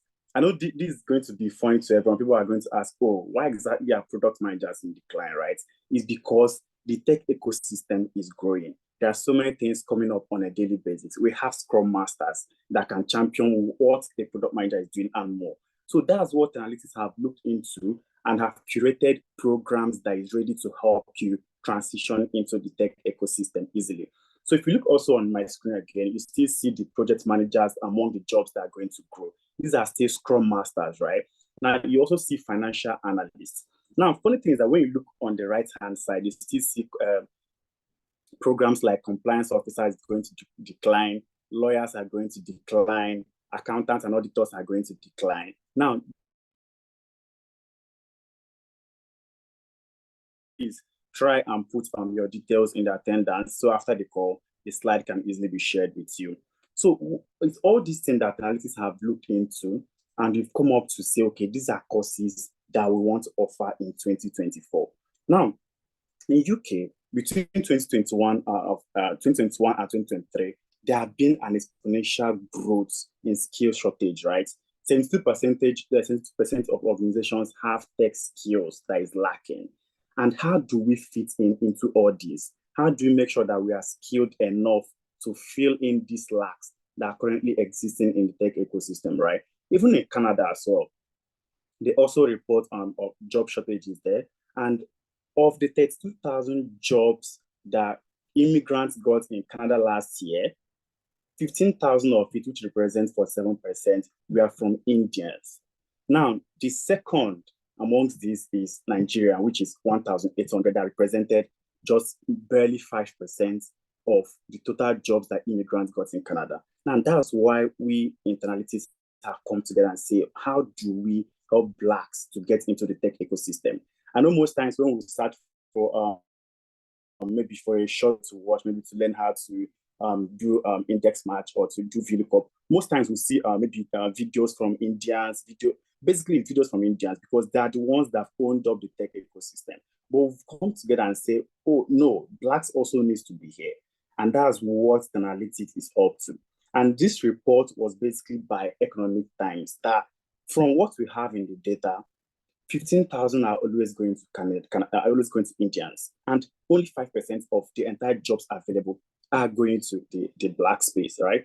And this is because most times we, the Black, we just look at when we get to this UK, Canada, we can easily do the menial jobs, we can do construction, we can do care, but are these jobs sustainable? Is that where you want to be forever? Is that what you want to do?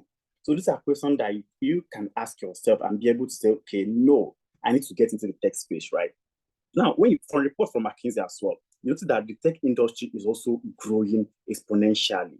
And the job that is going to grow most within this 2024 is data analyst, data scientists and data analysts, right? And this is because all companies are trying to make sense of their data. There is no company that is not churning out data on a daily basis. Now, these companies are asking themselves question, how do we make sense of these things? That a customer from Birmingham bought something, for a customer from Hull bought something. How do we make sense of this data to be able to target the exact individuals that we need to in order to grow our revenue? Another job area that is going to grow exponentially is also the cybersecurity analysts and data engineers. Now, it's from all these trends in the globe that have all come together and decided it's time for us to teach these courses. Now, why do most of us struggle to get this job? I think some of us heard when Zainab was speaking, and Zainab made mention of that sometimes you have to apply. The main reason why most of us get struggle to land these jobs is because we have learned to put the cart before the horse. Now, if you put, I don't know whether you can see my screen, this first person that put the cart before the horse, just tell me in the chat box, do you think that this guy is going to move? Like he wants to move and he's placed the cart before the horse. Do you think he's going to move forward?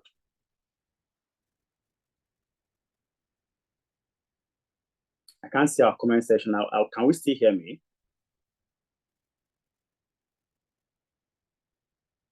No, okay, no, Chukwemeka, no, I can see that. Now, fantastic one. It's very, very hard for this person to move. And that's what most people do in these days. We apply for jobs, we try to get certifications before we acquire that skill. That's putting the cart before the horse. I think there was a question in the chat box that was asking whether it's okay to get CBAP. Now, you can get CBAP, but that's you still putting the cart before the horse. Have you learned the necessary skill in business analysis that will help you land the jobs? That's the first thing. When it comes to the tech ecosystem, it's competence over credentials, right? It is about what can you do and not really which credentials do you have. I know if you browse today, there is no standard organization that will say, okay, this is the data analyst certification. This is the certification that you have to have before you become a fully certified data analyst. There are courses from Google, there are courses from IBM, but all this thing, none is recognized as international standard because everybody in the tech ecosystem know that it is competence over credentials. So if you are still chasing certificate as at today, it's time for you to move from that lane and join the lane of learning the skill, building your portfolio, show proof of work, and then you can now comfortably move into the tech ecosystem. Another problem that most of us also have in landing jobs is because we've trivialized job applications. We just want to apply 50 jobs in a day and not really target the quality of what we are applying. What we do here at 10Alytics is not just to instill the skills in you. We also do what we call CV review sessions, LinkedIn optimization, Upwork review sessions, where we tailor your CV to every job application, where we teach you how to tailor your CV to every job application that you're going to make. That's what we call job match, that you have to match your CV to the exact role that you are trying to make. Some of us, we just have only one CV that we use to apply to thousands of jobs. You see a data analyst vacancy, you apply with your business analyst CV. You see data engineering vacancy, you apply with the data analyst CV. Now, this is wrong.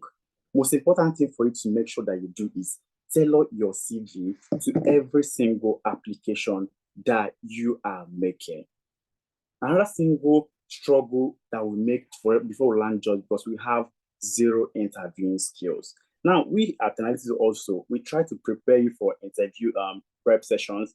We also heard when Abigail mentioned it. So what we do is that once you get interview invites, you have a place in your classroom where you book for interview prep sessions, and easily you will be taught how you can present yourself during an interview session.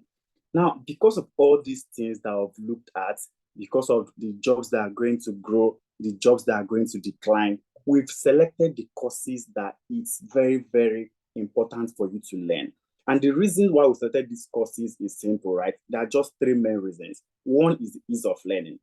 Number two is ease of transitioning to get the job. And number three is high and rewarding salaries. And these are the key areas that most of us look out for while trying to move into the tech ecosystem. I know most importantly, people are after the number three, which is high and rewarding salaries. Yeah, the courses that we've selected to teach are courses that are really, really high rewarding. And they're also easy to transition. And these courses are just business analysis, data analytics, financial analytics, HR analytics, full stack data science, Scrum Master, data engineering, and cyber security. Which one is your desire to enter into this 2024? We are still going to get to the part where we easily describe what everyone does in each of the classrooms, right?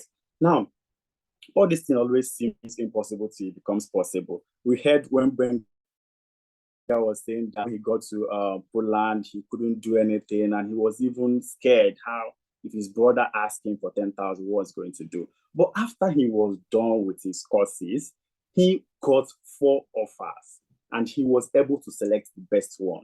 He got 4 offers and he just selected the best one amongst them. And Abisola is still a student in 10Alytics. He's among the November cohort, and she already got a job as of January now.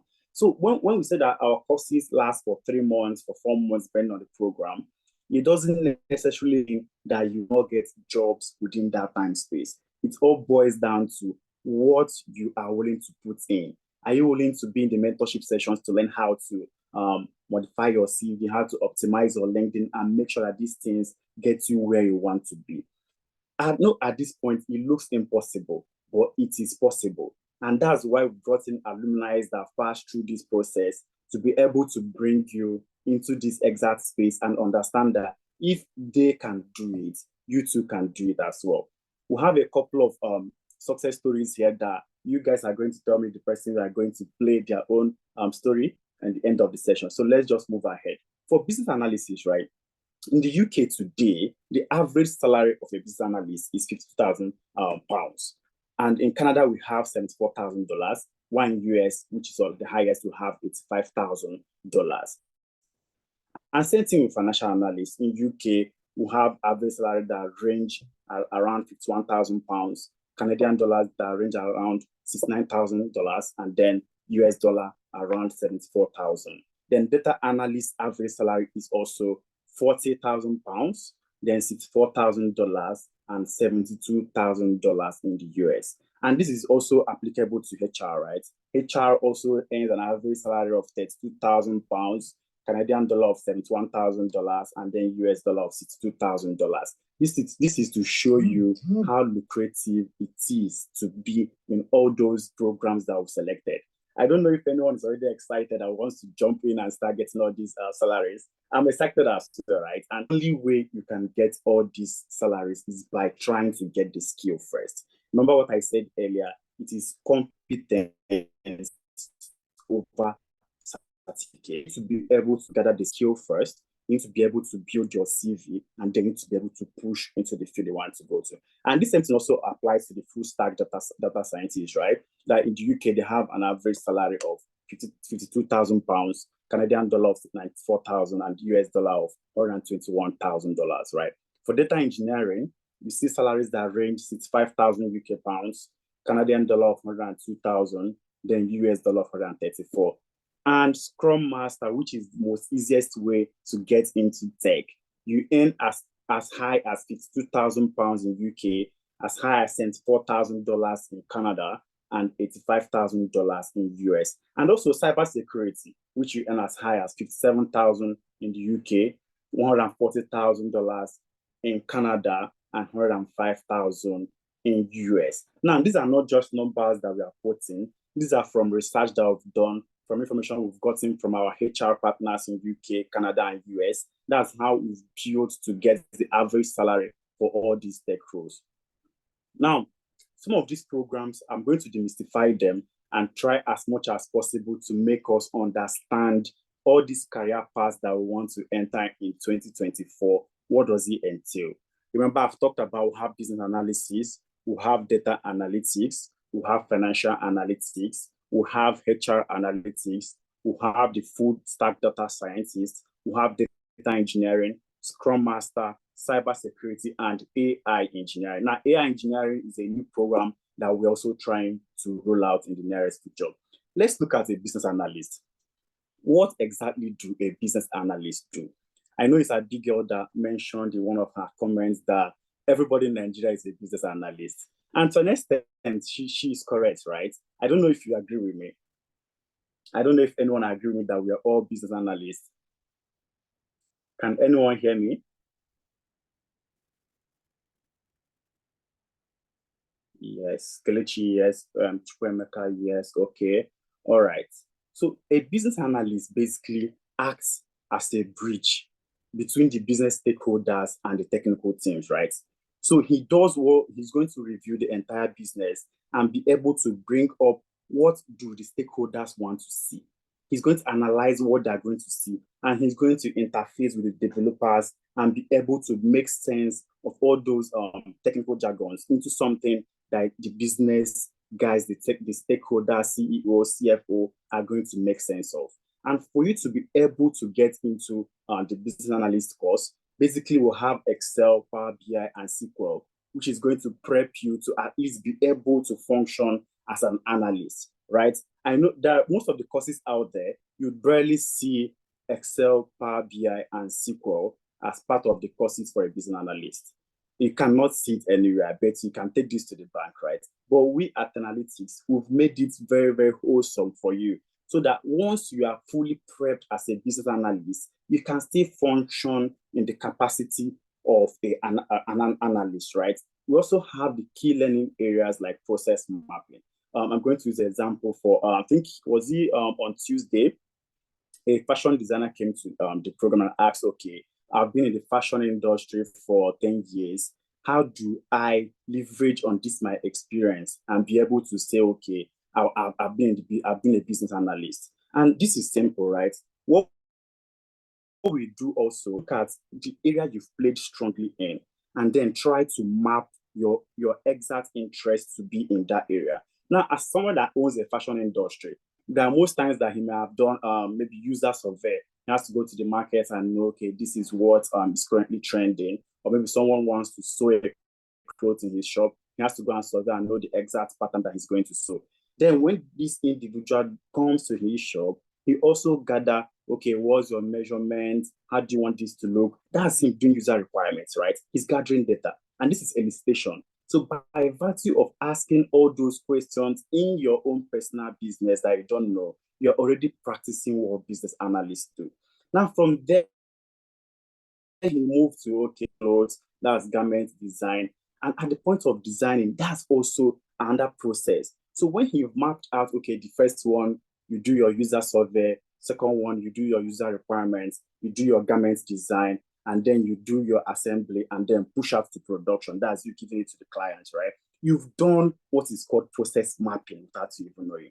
So I don't know the exact business that you've been in, but this sums up what we do in our business without even knowing. So on a daily basis, we do process mapping. We elicitate our customers to be able to get information, and without knowing, these are things that business analysts do. So they ask questions, they try to build process mapping on all the processes that exist in the organization, and they also develop the software development lifecycle.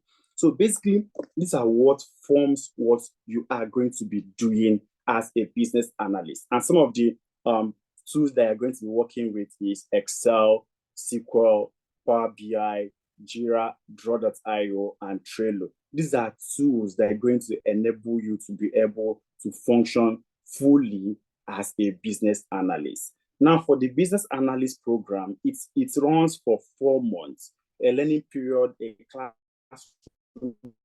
period of 2 months, and then you have a 2-month internship program. Now, what then with real life case studies? It means that even though you're in classroom, you are going to be practicing with case studies that is existing in the real world. So what we do is when we get this data from companies, we try to change some of the information, the names, so that as to abide by data privacy laws, right? So by virtue of you practicing on all this data that I've given you, you will be able to stand fully once you've left the classroom. Remember some of our alumni that came today. Abigail did the BA call and process mapping and everything. But today, she mentioned that she barely used Power BI. But we've already equipped you with some of these tools so that in case you get a data business analyst role, it can still function fully. So try and understand everything that is necessary for a business analyst: Excel, Power BI, SQL, process mapping, project initiation planning, where you have to plan a project end to end. How do I initiate a project and how do I close a project? So by virtue of you trying to be as a business analyst, you've also gathered skills that data analysts also possess. So I don't know if people are still following me. If you're following me, just type 1 in the chat box. Now, next one that we're going to look at is a data analyst. Who is a data analyst? Who is a data analyst? Sorry about that. Yeah. Now, a data analyst basically is someone that makes sense of data in an organization. And there are basically 2 key questions that we analyze in data analytics. That is, what happened and why did it happen? And this is basically the descriptive analytics and the diagnostic analytics. Now, descriptive is going to tell you, okay, this is what happened. And diagnostic is going to tell you, this is why it happened. So a data analyst makes sense of data and make sure that he brings out insights from all these data, answering the questions of what happened and why did it happen, so that the organizations can make business decisions. I'm going to use an example. For example, we are 100 on this call, and a data analyst was given the attendance sheet of, okay, you have 100 people that attended the masterclass of 10Alytics. 40 was from Nigeria, 30 from UK, these other guys from Canada and so forth. And maybe 40 are female and 60 are male. Now, a data analyst role is to look at this data and be able to bring out insights that we communicate to the stakeholders to be able to make a business decision. Now, if you feed this data to that of this attendance sheet to an analyst today, he's going to look at it and say, okay, we have possibly 60% of our customers coming from UK, which means you have to channel much of your marketing or channel much of your funds or forces into capturing UK ecosystem, right? And you now say, okay, we only had 5% or 1% that joined from Asia, which means if we are spending a lot of funds trying to bring people from Asia, we're having zero results. These are things that a data analyst are going to bring out from the data that he've reviewed, he've analyzed, and then he give that insight to the stakeholders to be able to make business decision. Now, and one thing, we don't just try to push people into the class and say, okay, start learning Excel, start learning SQL. We'll try to first of all teach you problem solving. And this is a skill that all data analysts needs to have. How do I solve this problem? The 5 why principles, why? Okay, what happened? Why? Why did it happen? Why did this happen? And at the end of it, you get the result of the root cause of the problem. So we are going to teach you problem solving. We are going to teach you as normal Excel. We teach you SQL, that's structured query language, where you can be able to query database. And of course, Power BI, for you to be able to visualize your reports on a dashboard. And also Tableau, which is also for visualization too. We are going to also make sure that you learn data storytelling. For you to be able to use data and tell a story. For you to be able to say, okay, this is what happened, and because of what happened, we have these results, and be able to, present your insights to stakeholders in a storytelling format without confusing them. We also have areas of learning with ChatGPT, right? With the advancements of AI, trust me, you need to learn how to use ChatGPT for analytics. And this is part of what we are offering in our data analyst program. Also, Microsoft Fabrics for Analytics, which came out, I think, very ending of last year. And we already have it in our brochure for you to be able to function fully as a data analyst. Our data analyst course runs for a 4-month program where we have 3 months intensive, immersive class learning, and then 1 month internship. I don't know if we are following. Are we following, please? We also have HR analysts. Now, most organizations all have HRs. And the importance of having an HR analyst is to be able to make sense of data of the people in your organization. How do you analyze your attrition rates? How do you gather market insight and be able to have a base salary expectation for everyone? It's from when you've learned the necessary key skills for it to function. A HR analyst basically use data-driven insights to support human resource function. So I know in today's world, we see HR and our mind goes straight, oh, it's just for recruitment, it's going to recruit me. But there are skills that you need to have for it to be able to function fully as a HR. You need to have problem-solving skill. And this is part of what we are offering in our key learning areas. You need to have Excel skill so that you can even be able to prepare reports and show, okay, sometimes when you join some of these organizations, they may not have a full database for you to do your payroll preparation, right? So you have to start with preparing your payroll from Excel. The organization will now grow into using maybe a HRMS system, right? But at that initial stage, you need to be able to stand out. And if you as an HR can't use Excel to prepare a payroll, then there's already a gap that you need to fill.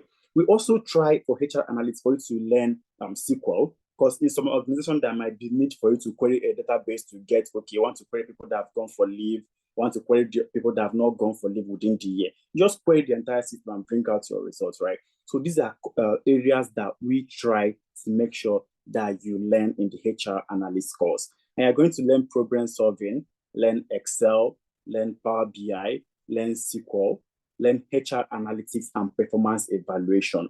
How do you build KPI in your organization? How can you do this? How can you do that? All this starts from learning the basics, which is Excel. Also, which HR metrics do I need to know? What is the attrition rate that we currently have in our organization? What's the data showing me? Is it that, okay, the young people in the company between the ages of 24 and 30, they do not stay for as high of 6 months? Or is it that the older generation of between 40 to 50 do not stay long? All these are insights and metrics that you need to learn. How do I prepare all this? You're also going to learn how to collaborate and report automation. Because as an HR, you need to prepare lots of reports for the stakeholders, for you to be able to communicate to management, okay, this is reason for placing this staff on a performance improvement program is because it's not been performing for appraisal cycle 1, appraisal cycle 2, appraisal cycle 3, appraisal cycle 4. This is the data. You need to be able to prepare all this information, collaborate with all the necessary stakeholders, and present your report. These are things that we offer in the HR analyst program. We also have, of course, ChatGPT for analytics. Like I mentioned for data, you need to learn how to leverage on AI to make sense of question. Oh, is AI going to take our job? Is AI going to do this? No, AI is not there to take your job. They're there to help you optimize and even work faster and be more efficient. Now, the HR analyst program runs for 4 months with an immersive in-class learning for 3 months and 1 month internship. We move to the financial analytics. Now, financial analytics are people that make sense of the financial data of a company so that the company can be able to make business decisions. Now, the financial analyst can look at the financial data and be able to say, okay, last year we had a revenue of 2 million pounds. We have an operating expense of maybe 1.5 million pounds. So what exactly are we incurring expenses on? A financial analyst will be able to dive deep into, okay, this is where we spent our OPEX in, and this is where we spent our CAPEX in, and be able to give an insightful decision that the stakeholders, the management are going to make decisions on. So as a financial analyst in 10Alytics, we are going to learn key areas like problem-solving areas, Excel, accounting fundamentals, financial analysis, financial modeling, valuation, and scenario analysis. And of course, like I always mention, ChatGPT for analytics. The financial analytics program runs for 4 months with an immersive learning period of 3 months and 1 month internship period. The next program we also have is data science, right? Remember, I've said before that data analysts answer the descriptive question and the diagnostic question, which means they're answering, this is what happened. This is why it happened. That's the question that a data analyst is answering.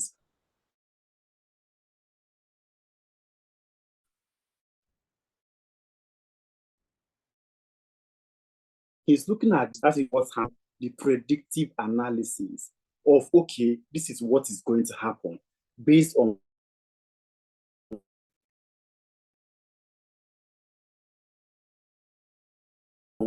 what happened in year 1. He's predicting what the business is going to look like in years to come. And if the business is not going to be favorable, he's not going to profile solutions for the organization to be able to dodge that business downturn that is going to come in the later years, right? So the key area that a data scientist learn is statistics. Don't feel like, okay, when you hear statistics, you start thinking, oh, I'm going to start doing mean media mode and I'm not going to learn it. And because when I was in university, this happened. No, remember, all our programs are designed with real life case studies. So it's not a case of we're going to load you with data that you're not going to make sense of. We are going to real life cases that happened in organizations, small case studies that happen for you to practice hands-on and be able to understand statistics as a beginner. All our programs are designed in such a way that you climb from the beginner stage to an expert stage. So far as you are ready to give that 4 months, 3 months, a massive learning and 1 month internship, you can comfortably move from a beginner stage to an expert stage. For our data scientist program, we have statistics. We have to learn how to use statistics to make sense of data. They have to learn forecasting and predictive analytics using Microsoft Excel. And you also learn Tableau for data analytics. And of course, you'll also learn how to query database using SQL. And you also learn a programming language, Python. You also learn machine learning, computer vision, and of course, GitHub. And most importantly, ChatGPT and GitHub Copilot for coding. These are tools that is going to make it easier for you to understand and be able to, profile solutions and predict what the company is going to become in the next years from the data that you're looking at presently. Now, some of the tools that you're going to work with, like I already mentioned, Excel, Power BI, SQL, and this program runs for a period of 4 months with 3 months a massive learning and 1 month internship. Moving on, another strong area that we offer is data engineering, right? Data engineers they're just like plumbers, right? They tend to bring data from possibly a website and build a pipeline that will connect it from that website to a database so that it can be easy for maybe the analysts in the organizations to pick that data. So just see it like he's a plumber, right? Our typical plumber that we know in everyday lifestyle. He builds and gets data from maybe he's scraping it from online and connecting it to a database. And from that database, the people in the organization will now be able to make sense of the data.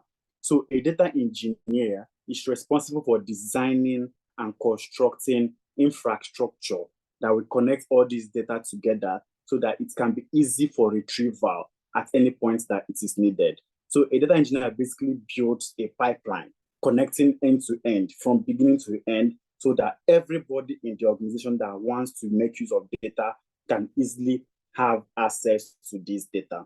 Now, the key learning areas that a data engineer learns in our program is, of course, introduction to data engineering. Remember, we've said our program starts from to as high as an expert stage. So you also learn SQL, which is the language you're going to be using to query database. You learn Python, you learn Linux, you learn how to build ETL pipelines. Now, ETL simply stands for extract, you transform, and you load, which means possibly you are trying to, let's give an example of you are trying to maybe extract data from Jumia so that people can easily from their phone see, okay, this is the price of a handbag, this is the price of this one, the type, okay, what is the price for this voting bag, right? So the data engineer builds a pipeline and extract data from Jumia. He transposes it in the database and he loads it for it to be easily accessible for everyone that needs it. Now, this is simply what a data engineer tries to achieve. Of course, in our data engineering program, we also learn Apache Spark, Apache Airflow for also data pipeline automations, and we move to the cloud engineering side where we also use AWS to learn cloud engineering, version control with GitHub, and of course, ChatGPT and GitHub Copilot. Our data engineering program runs for 5 months with 3 months intensive learning and 2 months internship. It runs for 5 months, but you have a classroom period of 3 months and then an internship period of 2 months. Can anyone still hear me? Daniela, can you hear me? This place is too quiet. Are you sure you guys are following me? I can see Kelechi responding. Please, if you've been following me all along, just type 1 or yes in the chat box so that I know that you have been following me. Okay, I see Lekon, I see Mary, I see Omobalaji, I see Lydia. A fantastic one, amazing. Now, moving on, we have the Scrum Master. we have the Scrum Master. Remember that I mentioned in the jobs that are going to grow within 2023 to 2027 from the place that you saw project managers. Now, these are Scrum Masters that have learned to coach a team. They work with Scrum methodologies, which basically are the Scrum artifacts, right? So they use the Scrum artifact that the teams all work together by first of all building their Scrum team. For every project, for every product that a company wants to grow, there is always a that product for it. And these are there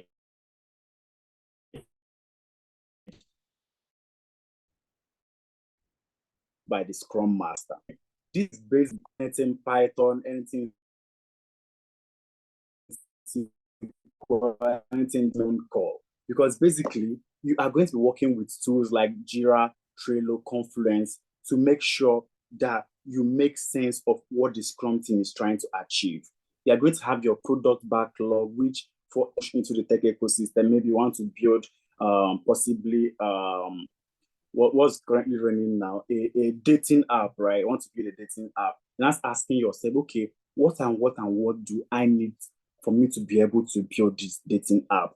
It's from there now start seeing all the little product backlog that you place inside your product backlog. After, of course, you've gathered your user story. So basically, the Scrum Master ensures that the team follows Scrum rules so that they can achieve what the project is all about. And in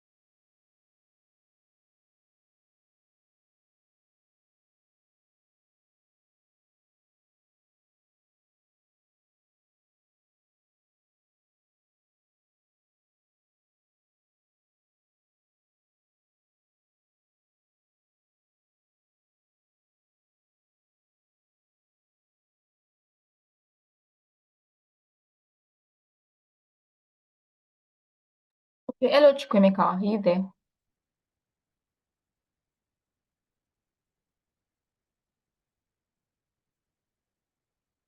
Hello, can you hear us?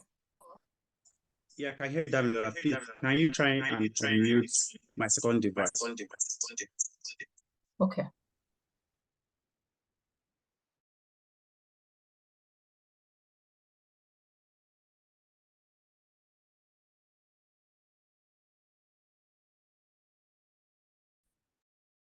Hi, Damilola.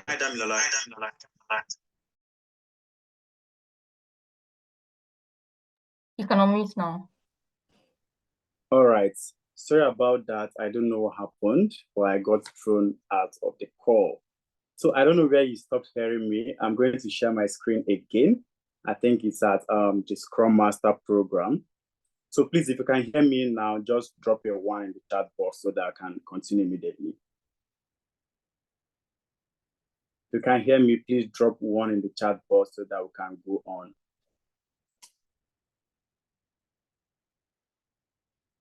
All right, we are good to go. I see that, Mukaila Sadiq.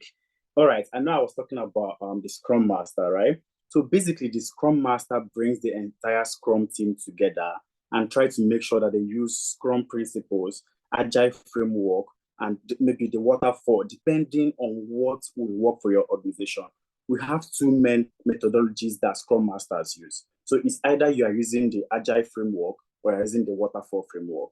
So this will not enable you to achieve everything that your Scrum team has been mandated to achieve, right? So you are going to have things like in the classroom, you have to learn the Scrum artifacts, where you have to learn the sprint backlog and increments, and you also learn Scrum events, and you also learn Nexus scaled Scrum. And this, of course, will also prepare you for your PSM exam, right? So like I said initially, some people will just jump and do their certification in PSM without having the exact skills that a Scrum Master needs to have. Remember, that is you placing the cart before the horse. Our Scrum Master program runs for a period of 2 months with 1 month classroom learning and 1 month real-life case study internship. Now, moving on, the last one that we have is cybersecurity. Now, there's a slogan these days that cybersecurity is the new oil. Cybersecurity is the latest place for everybody to get into. And of course, I agree with them, right? Because for every system that any organization is building, there is always need for security.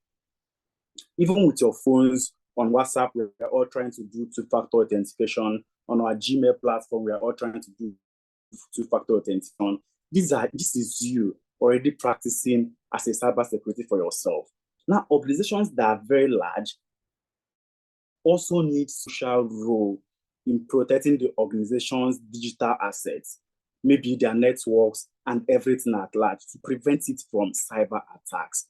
And our cybersecurity program, it runs for 4 months with 3 months intensive learning and 1 month working on real-world projects. They are going to work with tools like Wireshark, VMware, SQL, Metasploit, Linux, and Bob Suite, basically for you to learn how to do offensive and defensive cybersecurity. Remember, the difference between you and the hackers out there is the ethical in front of your own. So there are so many aspects of cybersecurity. Maybe you want to specialize in network security, want to specialize in application security, or you want to specialize in ethical hacking, where you have to start doing penetration tests. It all starts from you learning introduction to cybersecurity, learning the fun of computing and networking. Then you learn the information security principles. What is the CIA? That's what we call CIA triad of cybersecurity, which is basically confidentiality, information, and availability, right? So you have to learn this, to learn everything necessary for you to excel as a cybersecurity. And these are things that we all teach in the classroom. We teach you how to cyber threat and attack vectors, how to optimize your network security, endpoint security. For the web and applications that are existing everywhere today, how do I build security around it?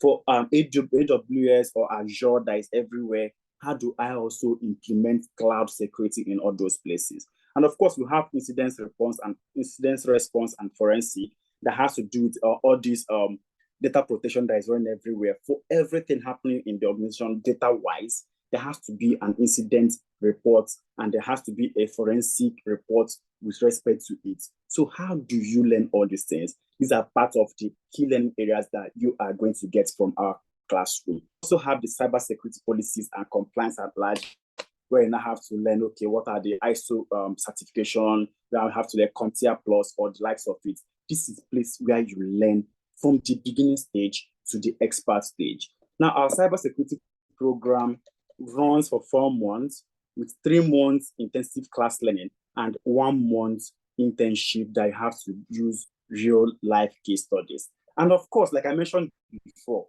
AI is the next big thing. And it's something that we're also trying to implement in our curriculum. Maybe in 1 month or 2 months' time, you're going to see the AI course coming up, right? And you get to work with Google Teachable Machine, get to work with data robots, get to work with prompt engineering and Bard and Bing. So this is you trying to imitate the ChatGPT of today and also learn how all these things work.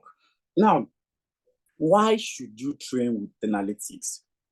Why, what exactly makes us stand out for you to be able to train with us? Now, for the past year, 2023, we've been able to help 850 plus people transition from our classroom to their first tech job across the globe, right? We just brought 5 people today to testify, but we have in 2023, we have close to 1,000 people that transitioned from the classroom into their first tech role. And this cuts across UK, across the US, across Canada, across Europe, across Asia, and of course, across Africa and Nigeria in particular. And how we achieve this is because we have up-to-date curriculum. We always update our curriculum to imitate what is obtainable in the real life scenarios. We also have industry experts with hands-on experience that will come in and teach you these courses. We have people from Amazon, we have people from Google, we have people that work in UK, US, Canada, and in Nigeria, top engineers and tech analysts in Nigeria coming to teach you in the class how they were able to achieve what they achieved today. And of course, we blended our training program to accommodate everyone. We have what we do that for all the courses we offer, it is recorded that at the end of the day, you can always go back and watch the videos of the classroom. So some people will say, okay, I prefer having videos where I'll just watch and then on my own. Of course, that's available. But if you prefer to also have one-on-one sessions where you're interacting with me, it's also available because we've blended our program for the two, that on Saturdays, we'll have the classroom interaction one-on-one, and then it is recorded. If at the end of the day you have reason to go back, you can always go back to it and watch it. And of course, you have lifetime access to the classroom.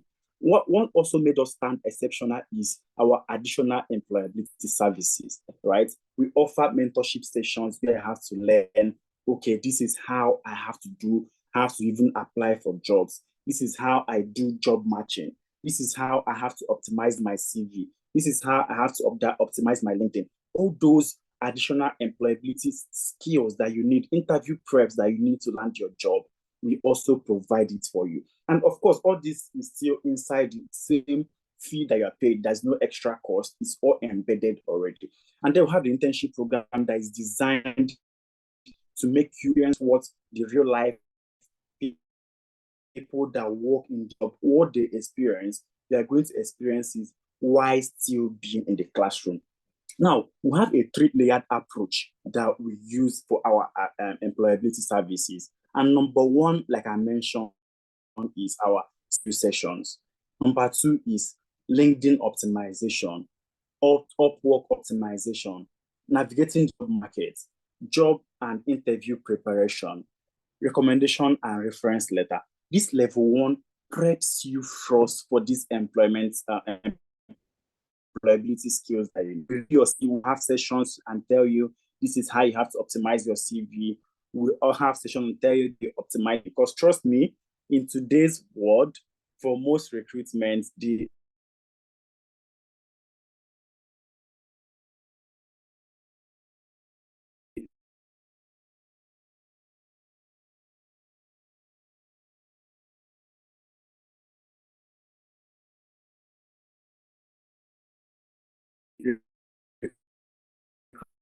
recruiters go to us into the classroom, or the up on. This is how we experience it in the field.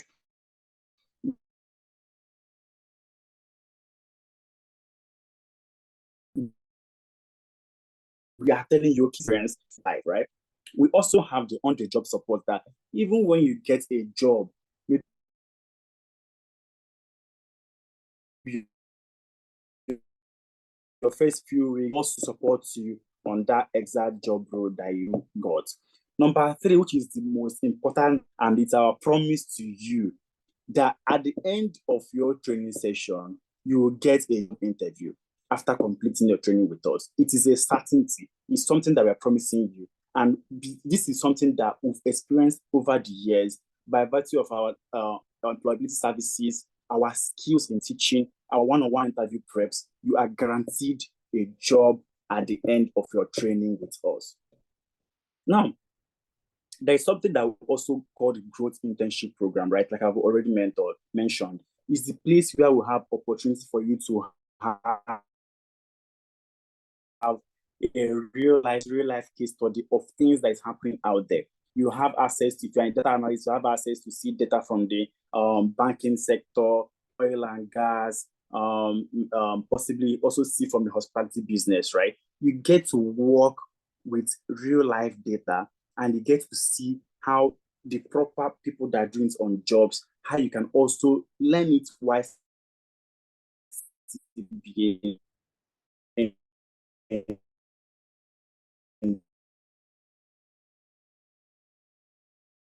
the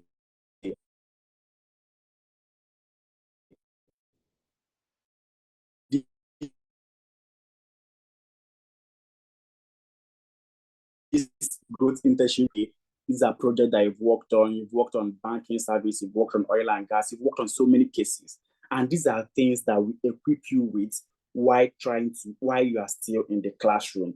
Of course, this year we'll introduce the body mentorship program, where we'll try to bring in people like Abigail, people like Zena, people like Benga that have passed through our program and are working in companies in UK, companies in Canada, companies to support you and tell you, okay, this is what I did. These are the issues I experienced. And because I did this, I was able to excel exceedingly. So because of all this, we are telling you that from the beginning of the class to the end of the internship program, we have you back to back. We have your facilitators that will come into the classroom to prep you. We have the external facilitators that will come in to tell you about real life experience. We have the body mentorship of external alumni that completed our projects also come and tutor you on how they were able to navigate theirs. Of course, we have partnership with recruitment agencies in the UK, Canada, and US that also help to take our students at the end of their program. So we have a pool where at the end of each program, we push all these our students. Maybe a recruiter asks for win somebody in the data analytics. If you performed exceedingly well, of course, we push you to them. So we've made this partnership with companies in UK, Canada, and of course in Nigeria, so that our students can easily enter into the job market. I think Lydia just dropped the attendance. So please, if you've not filled the attendance, just try and fill it so that at the end of the session, you will get the slide and be able to understand everything that we've been talking about. And these are testimonials from people who passed through our courses, right? At the end of the session, I'm going to play one person's story, one person's own, so that we understand what these people passed through as well. Of course, our next cohort is starting on February. And the amazing thing there is that we have a discount running at the moment. And this discount is only applicable to the first 20 people that register for these courses, right? And trust me, most times at the end of series like this, a master class, you know it up. And so it's very, very important for you to key in and take the opportunity of the discounted amount that we currently offer. For our data analytics program, it goes for $750, £25, and 900,000 naira.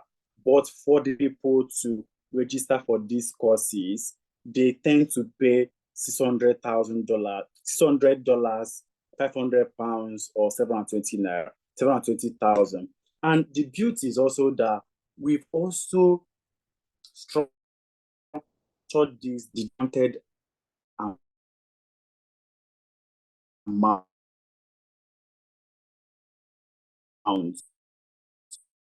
a first payment of 5,000, and you have already secured second payment.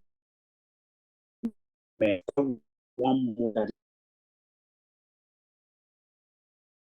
the program sees analytics goes for 720,000 naira, £500, or $600. Remember, you can make a first payment to be able to lock your discounted price. Before the end of the session, you see people, I think it's Abigail, I think it's Ramat that mentioned that it was one of these sessions that she made payments. And trust me, these slots are easily filled. So it's very, very important that you try to key in this cyber security. It goes for $900, £750, and 1,080,000. But we've also discounted this to go for $700, £625, 900,000 naira. And of course, you can also make first payments of $550 or £460 or 660,000 naira, and then make the second payment a month after the program have started. For our Scrum Master, it goes for $450, £375 or 540,000 naira. This is the full amount, but we've also discounted this for the first 20 people that are going to register to be able to make $250, £200, or to be able to make $350, £295, or 420,000 naira. Also mentioned lock in this discount so that at the point that maybe you are feeling okay, let me just wait till I get the money. Trust me, the first 20 slots is going to fill up. So it's very, very important that you try to lock this discounted amount by keying in into the first 20 people that are going to register. I don't know if you guys have been following me till now, because everywhere is quiet. Are we all here? First 20. This will be Samuel. I think please repeat the first 20. All right, so what I was trying to say there is that if you are among the first 20 to make payments for any of these programs, you have the opportunity to experience the discounted amount. I don't know whether you can see my screen. The discounted amount only goes for the first 20 people that register for the courses. After it, the price reverts back to the full amount. So you can see in the chat box, Lydia, my colleague, have dropped the payment pattern. And of course, I can also run through it here. How do we make this payment? Once you click on the page that is on your screen, on that Lydia have dropped, it will bring you up to this main stack page where you can easily navigate and be able to make payments. So mine is coming up.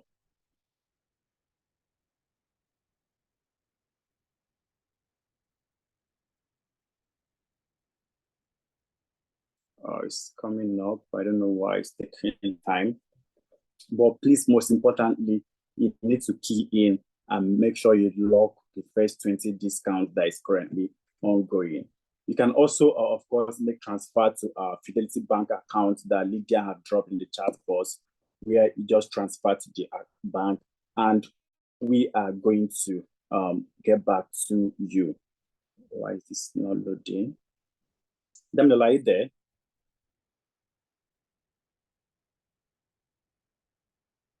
Hi, Damilola. Hello, yes, I'm here. All right. Maybe you have to share your own screen and run us through on the payments, because mine is loading and loading. I think my network is not that strong. Okay, while we wait for Damilola to come up, bring up our own screen, if you have any question, you are free to ask me this question. Remember, the next cohort is starting February 3rd. We always have cohorts that start every beginning Saturday of the month. So please, it's very, very important that you try to key in into these programs and lock in the discounted prices. So simply click on the link that Lydia has dropped in the chat box, and it's going to bring you to the payments page where you can easily navigate and be able to see how you can make payments. Or you can also transfer to the Fidelity Bank account that she has dropped in the chat box, and you will be able to make payments as well. I don't know if anyone has a question at this stage. Any question from anybody? Can anyone hear me?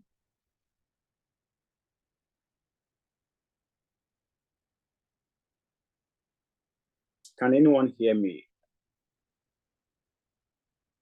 Loud Yes. and clear. All right, here is too quiet. Do we have any question from anyone? Any question from anybody?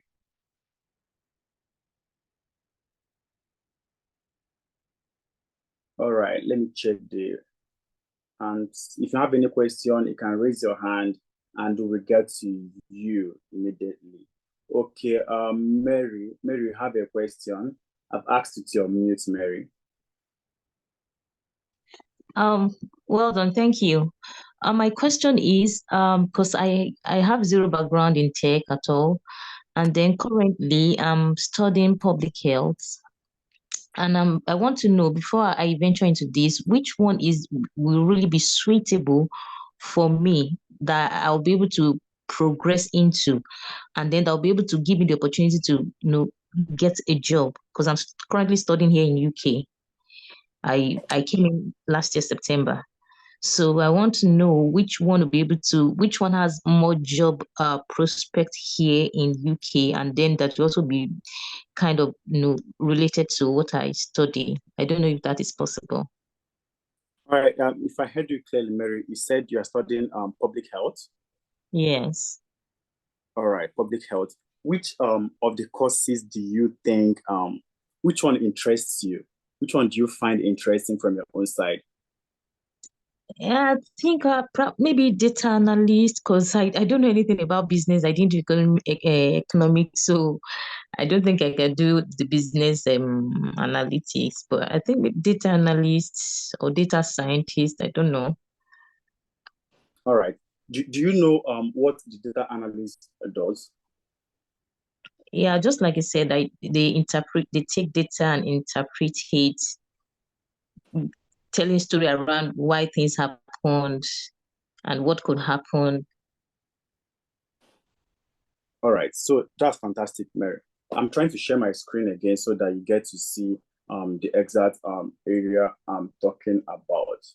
Because basically, the beauty of tech is that most of us in this tech ecosystem at the moment, we never had a technical background, right? We didn't study computer engineering or information security before we transitioned.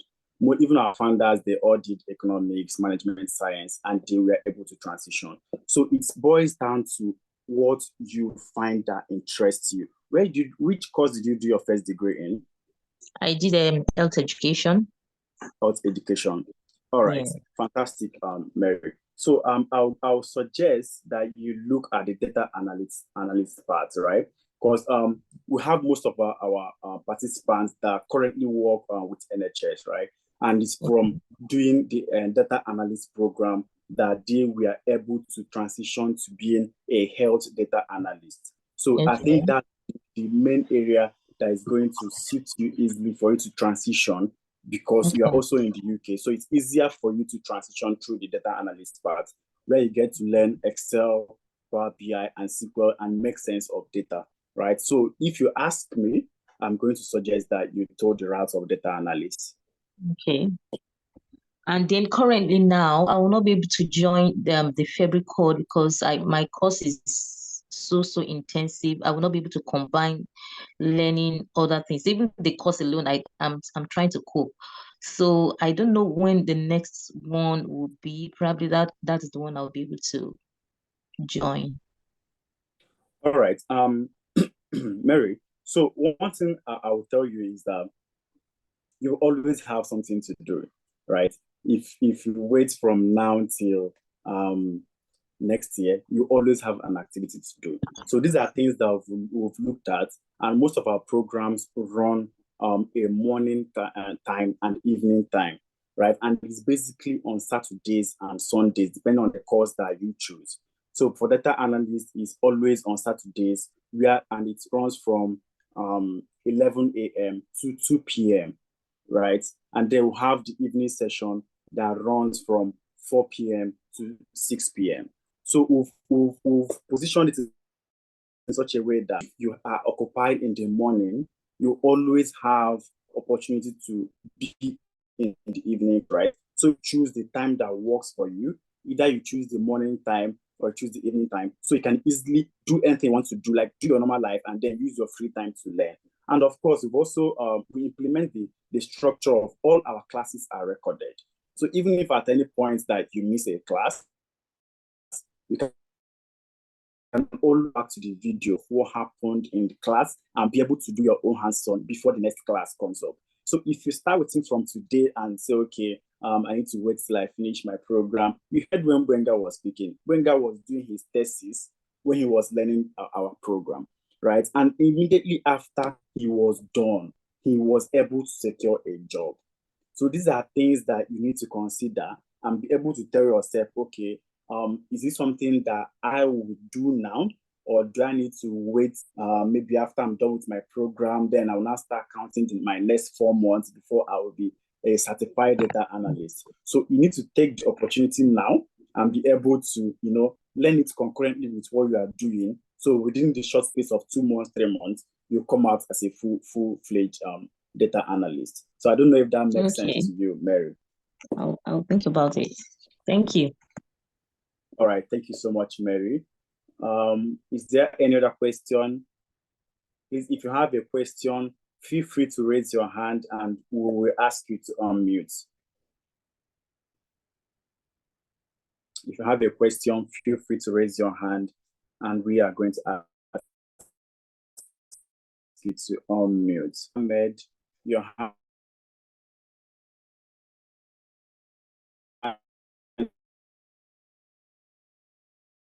For the wonderful session.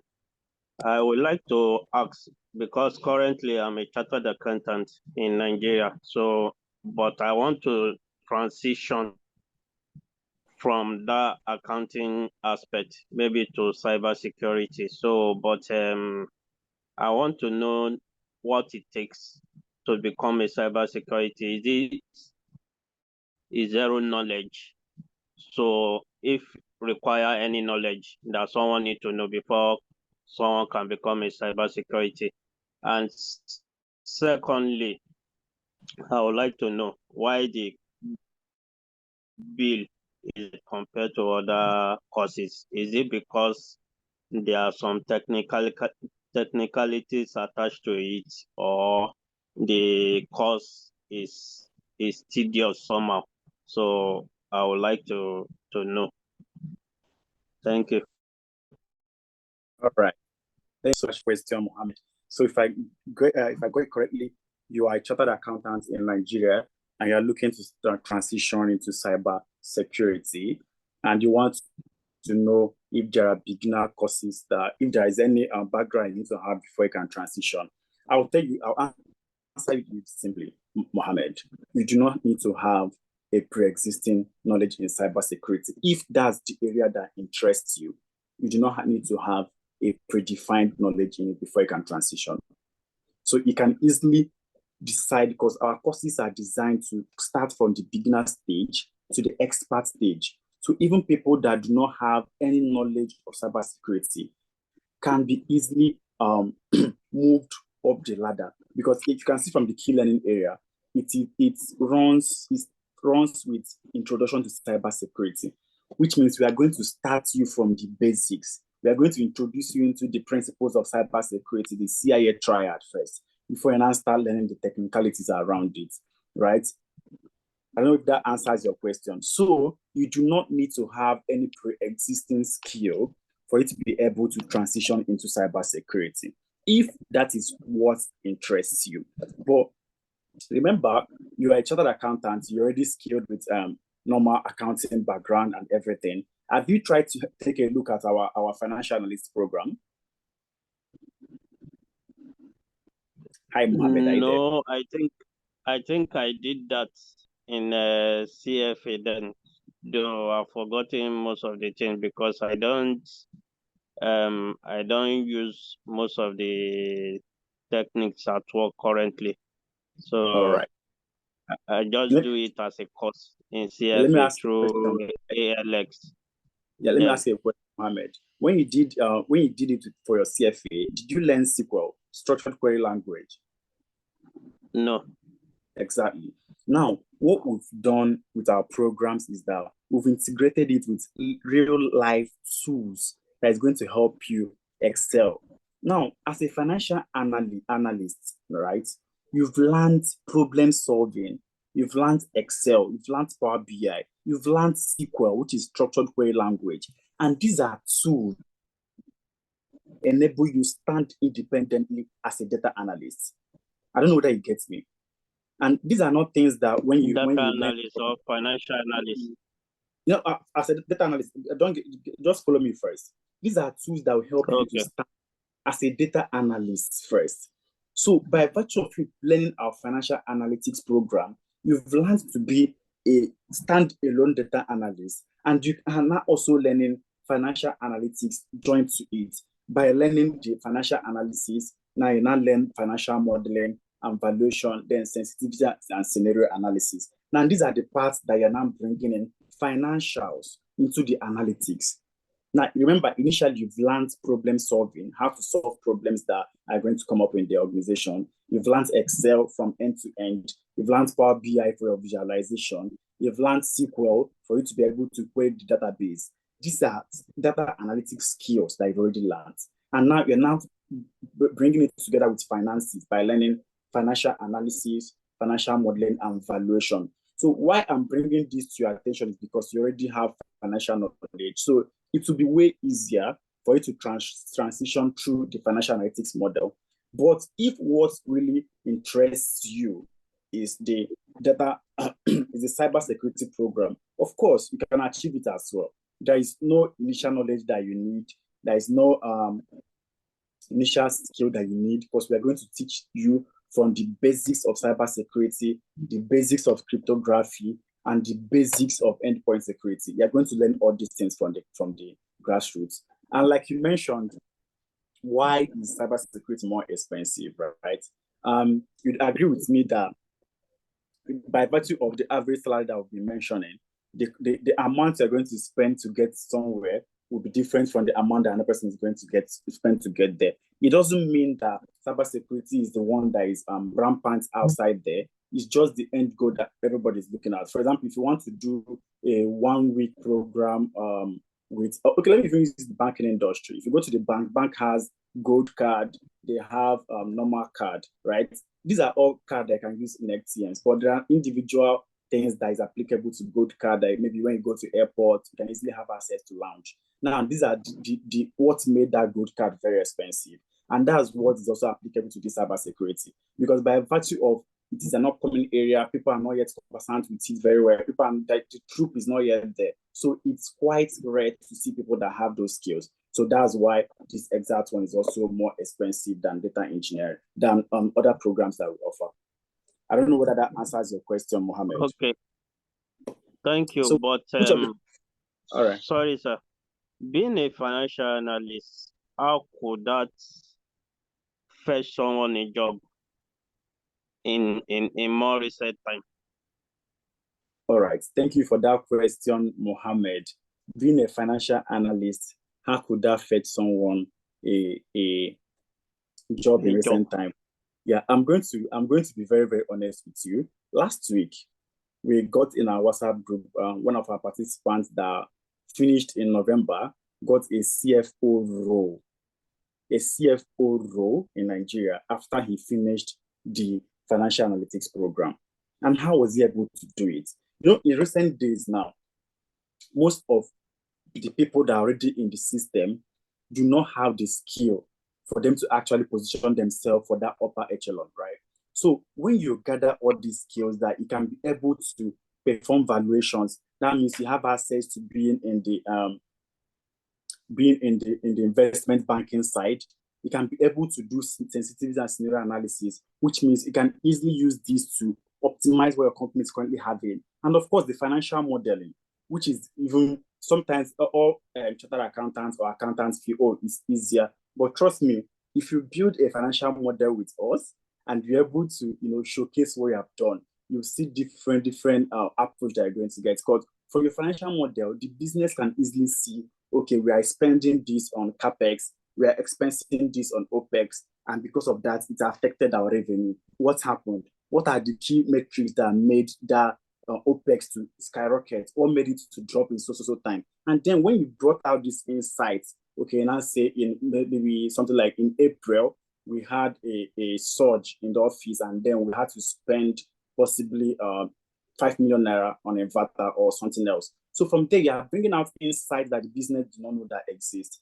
And remember, you also have the Excel skill, the Power BI skill, and the SQL skill, which means as a financial analyst, you can still independently query database and not rely on, okay, let me wait for the IT department. You can easily prepare your own visuals that maybe when you want to talk to the stakeholders, you prepare your visuals for them to be able to see, this is the reason why this happened. This is the report for it. And of course, your problem solving skill. So when you've gathered all these skills that you have, the problem solving skill, Excel and Power BI and SQL, trust me, organizations are going to rush you with your accounting knowledge. Remember, all these things, you have them with your accounting knowledge. So it's not as if you are coming into the industry with just accounting background. You're not coming with as a data analyst and also as a financial analyst. So you have like two skills in one, which is what's going to make you stand out when everybody's trying to bring you into their own companies. I don't know if that answers your question, Mohammed. Okay, thank you very much. And I would like to know, is there any certification exam attached to all these courses, financial analyst? Okay, no, for all our programs, we issue certificates at the end of the courses. So once you've completed all the programs that you are in, you are going to do a capstone project that you are going to also form part of your portfolio. And after you've completed it, we are going to issue you a certificate for that program that you've completed, and then move you to the internship stage for you to be able to undergo more internship and build up your portfolio with more real life case studies from the diverse sectors. Okay, and the certificate is globally recognized? Of course, the certificate, remember what I told you initially. In the tech ecosystem, it is competence over certificate. It is component I understand. over certificate, right? So when you've been invited for these interviews, like you mentioned, you already have your CFA, you already have, you're already chartered. So it's not your competence that is going to speak for you, right? At that point, nobody is looking at, oh, he has a certificate from 10Alytics, he has a data analytics certificate from IBM, he has from Google. No, what they're looking at that point is what made up your portfolio. What can you do? Can you build a financial model? Can you query database and be able to bring out data? Can you visualize your report? So basically, once you can do all these things, trust me, your certificate is now secondary. But we also provide that certificate for you to be able to present and say, yes, I completed my financial analytics program. Okay, thank you, sir. All right, thank you so much, Mohammed. So I'm looking forward to having you in the class come February 3rd, right? What happened is that the finance is not there for now, but I'm planning towards it. That's why when I was filling the form, I put 6 month time. So I believe before that time, I will have gathered myself and prepare for the program. All right, thank you for that, Mohammed. Just to chip in something else, remember when people are saying that this is not the price as at last year, this is not the price as I had before, and we can't really guarantee what is going to happen in 6 months' time. There are some of us that have planned, okay, I want to buy a car this year, and we're saving 3 million to buy a car. Then dollar changed, and Camrys, instead of being 3 million, is now 4.5, and we've saved 3 million. So at that point, we can't even do what we plan to do initially. So if you are still contemplating whether you can do this, remember we have the option of doing a first payment to lock in that exact price that we currently have at the moment. So that in 6 months' time, you're not going to be seeing something like the price have changed. So it's important to always key into the discount and lock in the discount price at the price that it is at the moment, so that in the time you now want to join the program, you can always join at the rate that is already paid in. I don't know if that makes sense to you, Mohammed. Yes, it makes sense. But the situation on ground now, I've already borrowed someone my money and I'm finding it difficult to get it back. So that is why I said it's 6 months time. But no problem. God is in control. Whatever the price is, then will surely come by. All right. Thank you, Mohammed. Thank you so much. Do you have another person with a question here? Yunade, I've asked you to unmute. I don't know if I pronounced that right. Pardon me. Hi, Yunade, are you there?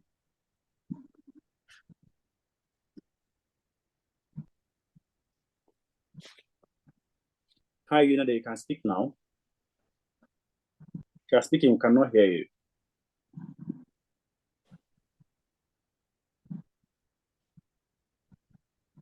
All right, while we wait for Yunade, do anyone have question? Can use the raise hand icon so that we can call you up. Mohammed, your hand is still raised. I don't know whether that's old one or a new one. All right.